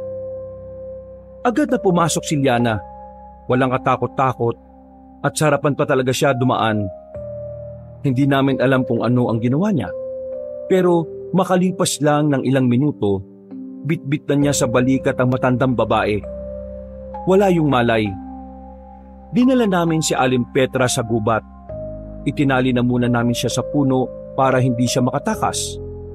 Mga ilang minuto lang, nagkaroon na siya ulit ng malay. Anong ginawa niyo sa akin? Bakit masakit ang ulo ko? Anong pinamoy sa akin ng babaeng yan? Ikaw, Baste, ikaw ang may kagagawa nito, ano? Gumaganti ka sa ginawa ko sa iyo? Kayo naman ang may kasalanan nun eh. Aling Petra, wala pong pagganti ang nangyayari ngayon. May kailangan lang po kaming malaman sa inyo, kaya po namin to ginawa. Petra, may mga itatanong lang kami sa iyo. Sana sumagot ka na maayos. Sino kayo sa akala nyo? Sinasayang nyo lang ang oras ko. Pakawalan nyo ako dito mga bisit! Anong kinalaman mo sa mga aswang? Biglang natigilan si Aling Petra sa tanong ni Liana. Napatitig lang siya sandali. Tila nagdadalawang isip kung sasagot o hindi. Alam kung meron kang kinalaman sa mga pagkamatay na nangyari, kailangan mong sabihin sa amin ang mga nalalaman mo. Kung hindi rin namin alam kung anong plano ang magagawa namin laban sa kanila.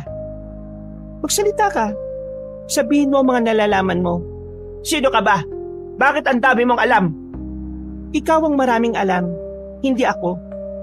Dayo lang ako rito. Nagkataon na yung hinahanap ko ay ang magdudulot sa inyo ng gulo. Kaya kailangan nating magkaisa. Aling Petra, papunta na ang mga aswang. Sa ayaw at sa gusto nyo, makakarating sila rito. Yun ang dapat nating paghandaan. Dahil kung hindi, maraming buhay ang mawawala at baka kayo rin. Kaya sige na, tulungan nyo kami. Makipagtulungan po kayo sa amin. Alam ko ang lahat. Kaya pinatay nila ang 2 kong tauhan. Dahil silang 2 ang kasakasama ko nung pinasunog namin ang mga bangkay ng mga aswang na napatay ng mga tao ng tatay ko. Tingin ko, gumaganti na sila sa pamilya ko. Nitong nakaraan lang, binalita sa akin ng tatay ko. 2 sa kamag-anak ko ang pinatay na rin nila sa kabilang probinsya. Naghahasik na sila ulit ng lagim. Ano ba ang naging kasalanan ng pamilya mo sa mga aswang? Isang kasunduang maraming taon na ang nakalilipas. Bata pa ako noon. Nakilala ng tatay ko si Christopher, isang lehitimong aswang. Siya ang namumuno sa mga aswang dito sa baryong ito. Tahimik ang buhay nila. Wala silang sinasaktang mga tao. Dugo at laman ng hayop ang pagkain nila. Para silang mga tao rin kung mamuhay. Pero nang makilala niya ang tatay ko, na ang ama ko, nang tanging nasa utak ay pagpapayaman, dito na nagbago ang lahat. Naging magkaibigan silang 2 hanggang sa dumating sa puntong si Christopher ay naging ganit na rin gaya ng tatay ko. Pinagbebenta niya ang ibang lupa na hindi rin naman sa kanya. Sinamantala ng tatay ko ang pagiging lulong ni Christopher sa yaman. Inalok ng ama ko si Christopher ng malaking halaga ng pera. Kapalit ang baryong ito. Sa pagiging sakim ni Christopher, pumayag siya agad kahit na ayaw ng ibang aswang. Nang mabili na ng tatay ko ang baryong ito, pinapatay ng tatay ko ang lahat ng aswang na narito. At sinunod nila si Christopher sa kabinawi ang pera. Ang katwiran ng tatay ko noon, walang karapatang mabuhay ang mga aswang sa mundong ito, lalo na sa lipunan ng mga tao. Nabawi niya ang pera. Naging pagmamayari pa niya itong baryo. Ang sama naman ang ginawa ng tatay niyo. Kaya hindi na ako magtataka kung bakit gumanti ang mga aswang. Malaki ang tsansa na buhay pa si Christopher. At ang nakakatakot sa pwedeng mangyari, kagaya ng ginawa ng tatay mo sa mga kapwa niya aswang noon. Baka ganun din ang gawin nila sa mga taong narito ngayon. Damay-damay na to. Isa lang ang naiisip kong paraan na mapipigilan sila sa gagawin nila. Kailangang isuko natin sa kanila ang tatay mo. Kung buhay pa siya. Buhay pa ang tatay ko. Ang kaso, paalis na siya ngayon. Papunta na siya sa ibang bansa. Hindi ko na siya mapipigilan. Wisit siya. Siya dapat ang humaharap sa problemang ginawa niya noon. Kaming mga bagong henerasyon sa pamilya namin ang naghihirap ng dahil sa kanya. Anong gagawin natin ngayon yan? Kailangan nating palisin ng mga tao rito sa baryo. Ibalik ang lugar na ito sa kanila para hindi mapahamak ang mga residente. Kung darating sila rito at nandito pa ang mga tao, dadanak ang dugo. Gusto ko sila makausap. Gusto ko ipaliwanag sa kanila na hindi ko kasalanan ang nangyari. Nabiktima lang din kami ng pagiging sakim ng tatay ko. Hindi sila makikinig sa'yo. Bakit hindi? Kung yun naman talaga ang nangyari. Tingin mo makikinig pa sila sa anak ng taong umubo sa lahi nila? Hindi napapakiusapan ng mga aswang. Di ka sa kanilang gumante kapag merong nalalaga sa angkan nila. Wala na tayong ibang magagawa ngayon. Kung hindi, gagana ang mga plano natin. Kung hindi gagana ang mga plano natin, ang tanging paraan lang, labanan sila ng patayan. Petra, marami kang pera. Magdagdag ka ng tao. Kailangan mo ng maraming tao dahil siguradong ikaw ang uunahin nilang patayin. Pero mas kailangan muna nating unahin ng mga residente. Kailangan nilang maintindihan kung anong banta ng mga aswang. Makikinig naman kaya sila? Kailangan nilang makinig. Kung hindi, katapusan na ng lahat. Pinakawalan na namin si Aling Petra. Nagkasundo naman sa mga napag-usapang plano. Sa katunayan, agad na nagpahanap ng maraming tao si Aling Petra para sa dagdag panlaban sa mga aswang. Ang kaso nga lang, wala kaming alam kung kailan aatake ang mga aswang.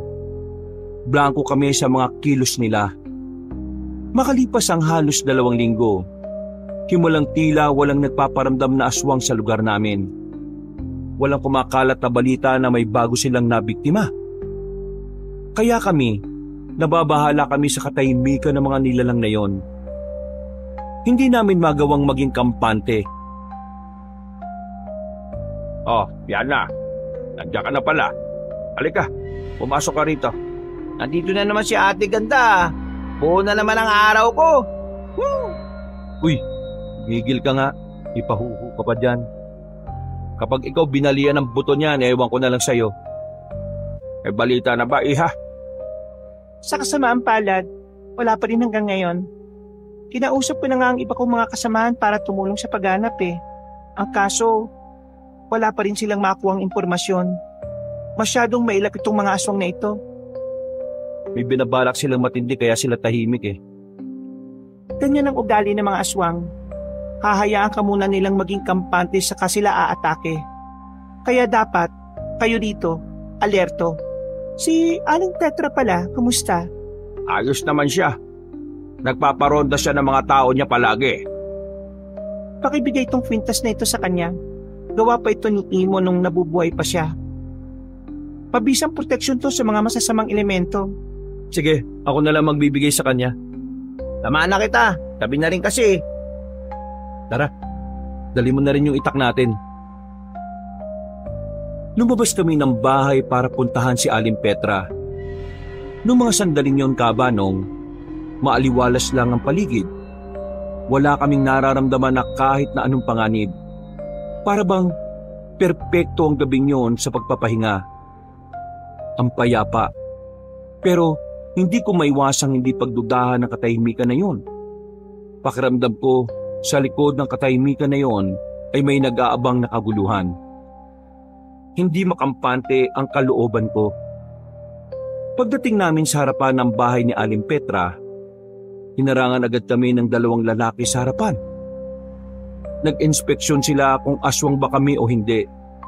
Pinakain nila kami ng bawang, saka nila kami pinapasok. Baste, ano ginagawa mo rito? Nandito lang po kami para sana ibigay itong kwintas. Pinabibigay ni Liana. Kailangan niyo raw po itong isuot eh. Mabisang proteksyon sa masasamang elemento. Kabilang na raw po yung aswang. Sige, maraming salamat. Akin na.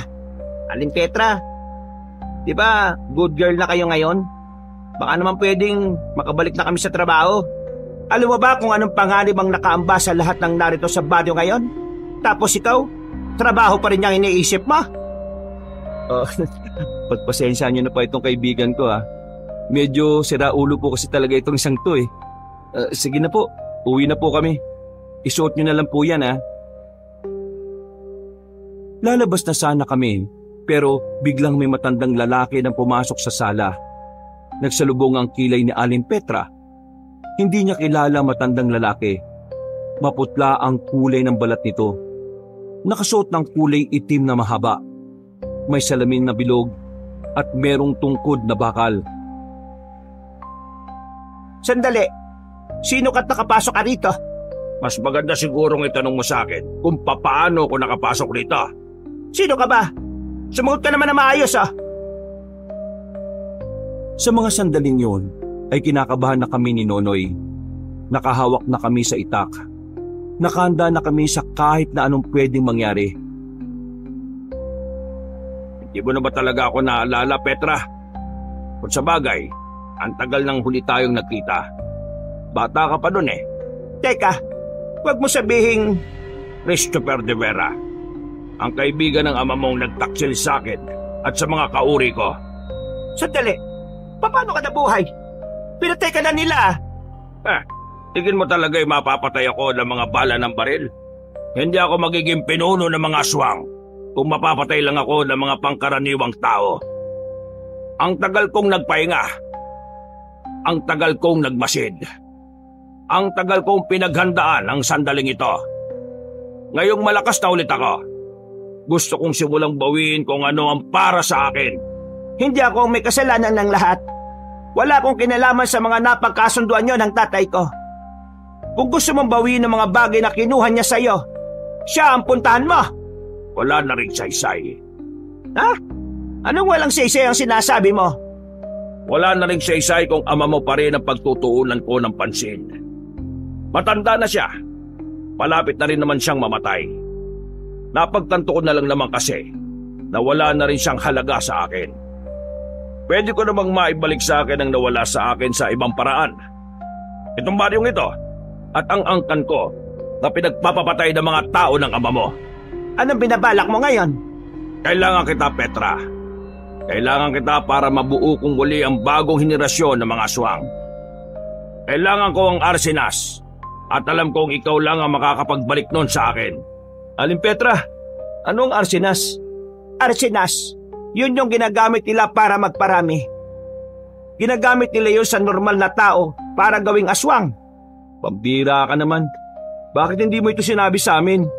Manahimik ka lang, lalaki. Hindi ka kasali sa usapan.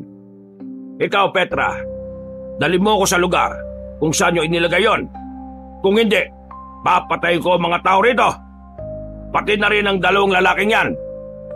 Kailangan mapasa akin ang bagay na yon. Sa oras na mapasa kamay ko ang Arsinas, masisimulan ko ulit na gumawa ng bagong angkan, bagong henerasyon. Ang mga tao rito, sila ang gagawin kong bagong kasapi.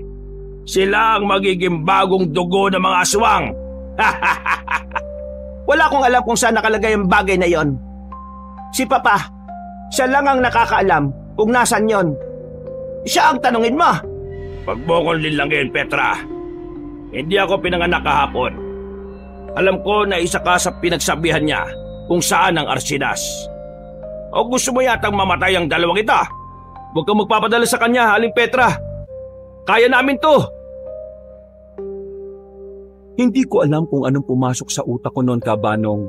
Pero nagmamadali akong lumapit sa matandang si Christopher. Sinubukan ko siyang tagain ng itak na hawak ko. Pero sinalag niya lang ang itak ko gamit ang kamay niya.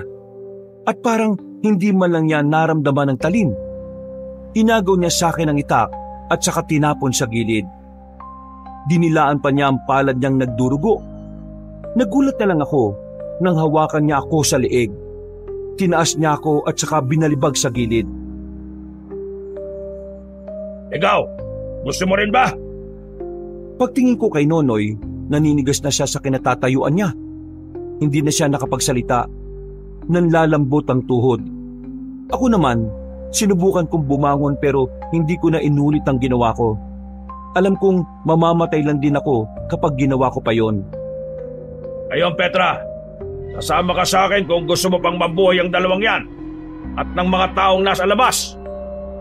Na, sasama na ako. Huwag lang kayong gumawa ng gulo ngayong gabi. Baka may gawin siyang masama sa inyo, Aling Petra. Huwag kayong mag-alala mga iho. Hindi ko siya sasaktan. Mabait naman akong kausap eh. Huwag lang akong lolokohin na gaya ng ginawa ng ama nito noon. Marahang naglakad si Aling Petra. Dinakma naman siya agad ni Mang Christopher. Kinaladkad siya palabas ng bahay. Sinubukan ko pang habulin pero paglabas ko ng pintuan, may mga aswang na nakaabang at humarang sa akin.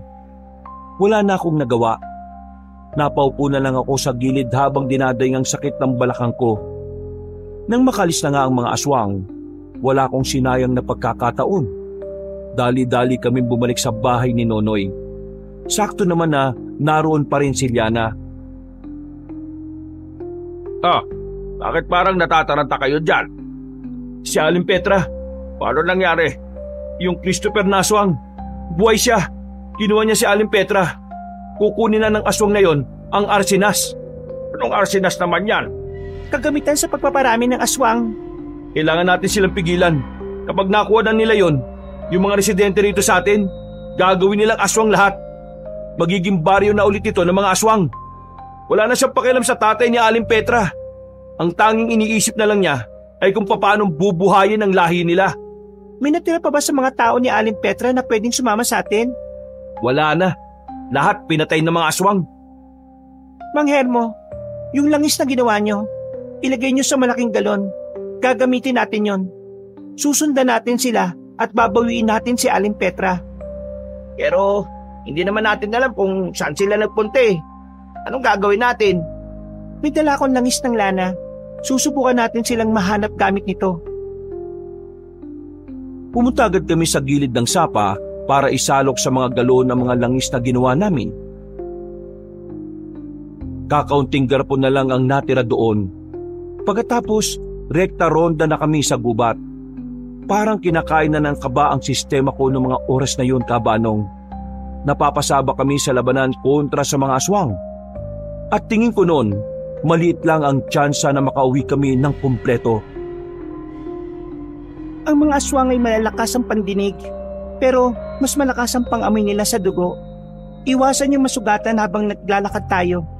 Sa oras na masugatan kayo, mahirapan na tayo makalapit kahit hindi tayo lumilikha ng ingay. Kapag nakita na natin sila, wala tayong sasayangin na oras. Kayo ang bahala sa mga tauhan, ako na ang bahala dun sa pinuno nila. Kakayanin mo yun? Marami na ako nakaharap ng mga aswang sa norte. May mga pagkakataong muntikan ko pang ikamatay. Kaya hindi na ito bago sa akin. Kakayanin ko ito. Kaya kayo, dapat kayanin nyo rin. Wala kaming karanasan sa pakikipaglaban sa mga aswang. Pero susubukan naming lumaban sa abot ng aming makakaya. Tumango na lang si Liana. Makalipas ang halos 1 oras na paglalakad, kumulo na rin ang langis ng lana. Hanggang sa natuklasan na nga namin kung nasa ng mga aswang. Meron kaming nakitang sementadong altar. Sa gitna ng gubat yon, kaya nagtataka kami. Maya-maya pa, nakita na rin naming lumapit doon ng mga aswang. Bitbit nila si Aling Petra. Binanat na ni Liana ang daladala niyang pana.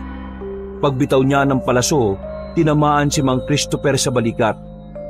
Agad na nabitiwan si Aling Petra. Napatingin naman sila sa kinalalagyan namin. Mabilis na gumapang ang mga aswang papunta sa amin. Ipuhos nyo ang ginawa niyong langis. Dali! Ha? Bakit ibubuhos? Magpapaliyab tayo para sumingaw ang amoy. Hindi naman aapoy ang langis na ito eh. Ang ganyang langis ay parang gaas. Naapoy kapag sinisindihan. Hindi ba nasabi sa inyo ni Imo? Bilis na kasi. Ayun na sila oh. Dali na pa. Wala na kaming sinayang na sandali. Binuhos na namin ang mga dala naming langis. Nang malapit na sila sa amin, ay agad na namin yung sinindihan. Namangha kami nang bigla nga yung nagliyab. Wala kaming kaalam-alam na talagang umaapoy ang langis na yon. Dahil sa ginawa namin, nagkanda ubo-ubo ang mga aswang. Nakahawak sila sa mga lieg nila. Ilang minuto lang ang nakalipas, nakaiga ng mga yon. Kakaunti na lang ang natira. Karamihan pa ay paggewang-gewang ng maglakad. Kayo nang bahala sa iba. Ako nang bahala sa pinuno. Tinulungan naming patayin ang ibang aswang na naghihingalo, habang si Liana ay nilapitan niya si Mang Christopher. Ito lang ang bukod tanging hindi naapektuhan ng sinaw ng langis. Pabira, hindi ko inakala na darating ako sa gantong punto. Sa gilid mo! Huwag tumaldal, focus lang! May kalamangan naman kami sa mga aswang nung oras na yon, Kabanong, dahil nahihilo na sila. Kaya naman, hindi kami nahirapan sa pakikipaglaban sa kanila. Nagalusan naman kami pero hindi ganun kalala. Nang matalo na namin ang mga yon, parang nagkaroon ako ng mataas na moral para tumulong sa pakikipaglaban sa pinuno. At talaga palang matitigas ang ulo ng mga tao sa bagong henerasyon. Pasensya ka na, tanda.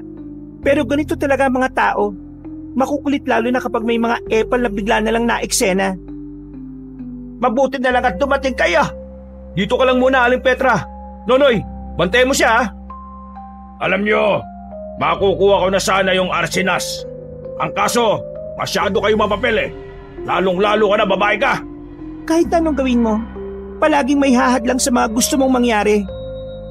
Huwag ka magkalala, Iha. Handa naman akong burahin ng mga hadlang eh.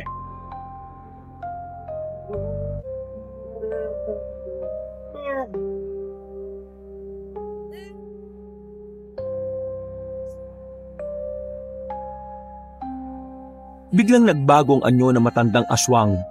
Ang ulo nito ay parang naging ulo ng kambing na mayroong pabilog na sungay. Ang katawan naman nito ay parang naging bato-bato. Nag-uumbukan ng mga muscle sa katawan. Noong mga sandaling yon, aminado kong kinilabutan ako. Pinagpapawisan ako ng malamig. Maging ang tatay ko ay hindi rin makapaniwala sa nakikita namin. Pero si Liana, ang nag-iisang babae sa amin, kalmado lang siya. Parang wala man lang siyang nararamdaman na kahit konting takot o kaba. Hindi nagtagal, umatake ang mabangis na aswang. Pero nailagan yun ni Liana. Sa halip, tinamaan pa niya si Mang Christopher ng taga sa tiyan. Pero parang wala man lang naramdaman ng aswang na yon. Nahawakan nito si Liana sa balikat. Dinakma rin ang buhok nito at itinaas sa ere. Sinuntok ang babae sa sikmura at saka binalibag sa gilid. Agad din namang nakabangon si Liana kahit na dumadaing na rin ito sa sakit ng sikmura. Wala pang manunugis ang nakatalo sa akin doon pa. Kaya wala kang ibubuga sa akin, Iha. Isa ka lang babae, mababang uri. Walang babae na kayang makatalo sa isang lalaki na isa pang aswang. Huwag mo minamalit ang mga babae. Baka nakakalimutan mo. Sa babae ka rin ang galing. Babae ang naghatid sa iyo sa mundong ito. Kaya babae rin ang maghahatid sa iyo sa impyerno. Tumakbo ng mabilis si Liana. Punyal naman ang hawak nito sa puntong ito. Pagsaksak niya sa matandang aswang, umilag yun na parang takot na takot. Nakangiti si Liana. Parang alam na niya ang kahinaan ng aswang na yon. Ano? Bakit natatakot ka lumapit? Dahil ba kahinaan mo ang pilak? Sinong nagsabing natatakot ako? Sa halip na si Liana ang atupagin niya, bigla na lang niya kaming nilapitan ng tatay ko. Nagawa naming makailag. Sinubukan din namin siyang tagain. Ang kaso nga lang, hindi namin siya tinamaan. Tinadyakan ako ni Mang Christopher. Si Papa naman ay sinikmuraan niya. Hindi kayo mananalo sa akin! Yun ang akala mo. Pinukul ni Liana ng punyal ang direksyon ng aswang. Tinamaan niya yon sa dibdib. Humiyaw ng malakas sa matandang yon. Nang akala ni Liana na katapusan na ng kalaban namin, nilapitan niya ulit ito. Pero nagulat siya sa ginawa ni Mang Christopher. Bigla itong bumilis at saka kinalmot si Liana sa harapan. Napatras si Liana. Bigla rin siya nitong sinipa ng malakas. Pinagtatatadyakan siya ng ilang ulit. Nakita naming parang hirap nang bumangon si Liana noong mga oras na yon. Bagay na labis naming kinabahala. Akala mo siguro, basta-basta na lang ako mamamatay ng dahil lang sa punyal na ito, no? Hindi ako tinatablan nito, Iha. Nilinlang lang kita para maging kampante kang lumapit sa akin. Ngayon, tatapusin na kita at isusunod ko ang mga kasama mo. Pagkatapos, makukuha ko na ulit ang Arsinas. Masisimulan ko na ang bagong henerasyon. Pinilit kong tumayo ng mga sandaling yon, Kabanong, kahit na masakit pa ang buo kong katawan. Habang nakatalikod si Mang Christopher, binato ko siya para sa akin matuon ang atensyon niya. Wala nang laban sa iyo yan. Ako na ang harapin mo. Sa tingin mo talaga kakayanin mo akong talunin? Sa tintig mo pa lang parang wala ka nang kayang gawin Wala siyang kaalam-alam na habang nagsasalita siya, palihim ko nang binuksan ang garapon sa loob. Marahan siyang lumapit sa akin. Mas lalong naramdaman ko ang kaba. Tapos na ang henerasyon na gusto mong buhayin. Wala na mga aswang na kasama mo noon. At kahit na gawin mong aswang ang mga normal na tao sa baryo, hindi pa rin sila yon. Ibang aswang na sila. Kaya tanggapin mo na lang na tapos na ang henerasyon mo. Ha? Kapal ng mukha mo magsalita sa akin ng ganyan. Nilinlang ako ng ama ng taong yan. Pinatay nila ang mga kasama ko para sa kasakiman. Tapos, sasabihin mo sa akin at tanggapin ko na lang ang mga nangyari. Wala ka nalalaman, bata. Masyado ko pang mangmang sa tunay na hindi ko kailangan malaman pa ang mga nalalaman mo. Ang mga ginagawa mo ngayon ay sapat ng dahilan para masabi kong wala kang may dudulot na maganda sa sangkatauhan. Wala akong pakialam. Ang malaga na lang sa akin ay kung paano ko sisimulan ng buhay na gusto ko. At lahat ng aadlang sa mga gusto kong gawin ay aking papaslangin. Lalapit na sana siya sa akin nang biglang sinabi ko sa kanya ang langis na nasa garapon. Pagtama sa mukha niya, para yung asido na umusok. Sigaw siya ng sigaw sa sobrang sakit. Hindi pa ako nakontento. Inubos ko ang langis sa katawan niya. Nagulat na lang ako nang makitang nakabangon ulit si Liana. May hawak naman siyang panibagong punyal, pero kulay ginto na yon. Agad niya yung itinarak sa kung saan niya naitarak ang unang punyal.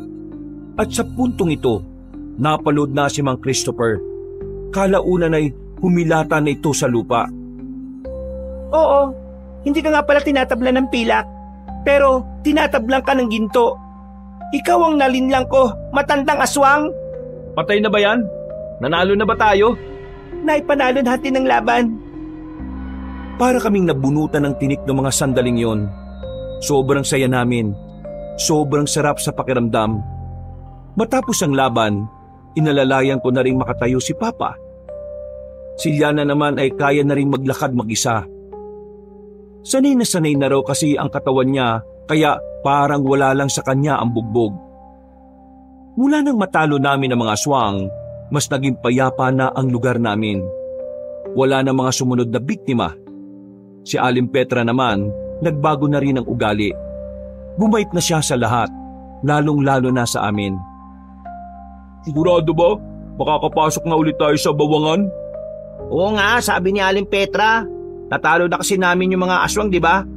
Budbud na siya palagi O pre, pasensya na pala nung nakaraan Alam ko, mali yung ginawa ko. Ayos na yun. Pasensya na rin kasi nilayasan kita. Pero ngayon, magkakasama na tayo ulit sa pagtatrabaho, masaya na ako ron. Mamaya na yung usapan ninyo. Tapos nang niluluto namin dito Kumain na kayo. Kanina pa gutom yan si Nonoy Ayos! Sakto! Nagsalo-salo kami nung gabing yon, Kabanong. Masaya at kampante na kami sa buhay. Naging parte na rin ng buhay namin si Liana. Si Liana na napadalas na rin ng pagtambay sa amin mula nang matapos ang problema sa mga aswang. Wala na kaming nakita pang aswang sa probinsya namin, Kabanong. Bagay na gabi-gabi kong ipinagpapasalamat. Hanggang ngayon, hiniling ko na sana wala ng mga nilalang na gaya ng aswang ang mag-asik ulit ng kaguluhan hindi lang sa aming lugar, pati na rin sa ibang liblib na probinsya. Hanggang dito na lang po, Kabanong. Maraming salamat po at pinagpalang araw sa inyong lahat. Mga kabangers, mga kayanggaws, Kabanong po. Bago po tayo magwakas ay muli nagpapasalamat po ako sa inyong pagsubaybay sa kwento natin ngayong araw na ito. Sana po'y nagustuhan nyo. Kung gusto niyo po yung mga ganitong klase ng kwento, kung maaari lang po sana ipindutin niyo po yung subscribe button at syempre yung notification bell para lagi kayo nanonotify pag meron kami mga bago mga videos. At syempre, huwag niyo rin pong kalimutang mag-comment at mag-like na rin. Ngayon, kung medyo bitin rin kayo dito, bisitahin niyo na rin po yung iba nating mga channel, yung Pamela Clamil. Nagnanarrate rin po ako doon bilang si Lolo Pael at saka ako bilang si Kabanong. Konti pa lang po yung mga subscriber doon kaya sana mag-subscribe rin po kayo doon, mag-comment at mag-like. At kung bitin pa rin po kayo, eto, bisitahin nyo naman po yung bagong-bagong channel natin, yung Kabanong version 2.0, kung saan meron na pong mga moving images doon. Kaya pwede na rin po kayong nanonood, hindi lang po kayo nakikinig. Or kung gusto nyo, pwede rin nakikinig lang. Or pwedeng pareho yung ginagawa. O di ba mas maganda? Kaya sana po mag-subscribe rin kayo doon para maging isa kayo sa unang 100,000 subscribers ng channel na yon. Malaking tulong po kung mag-iiwan din kayo ng comment at ng like. At para hindi na kayo mahirapan na hanapin ang ating mga channel na yon, ilalagay na po natin ang link sa description o ipipin comment po natin ang mga link ng mga nasabi ko mga channel. So hanggang sa susunod na mga kwento, wakas!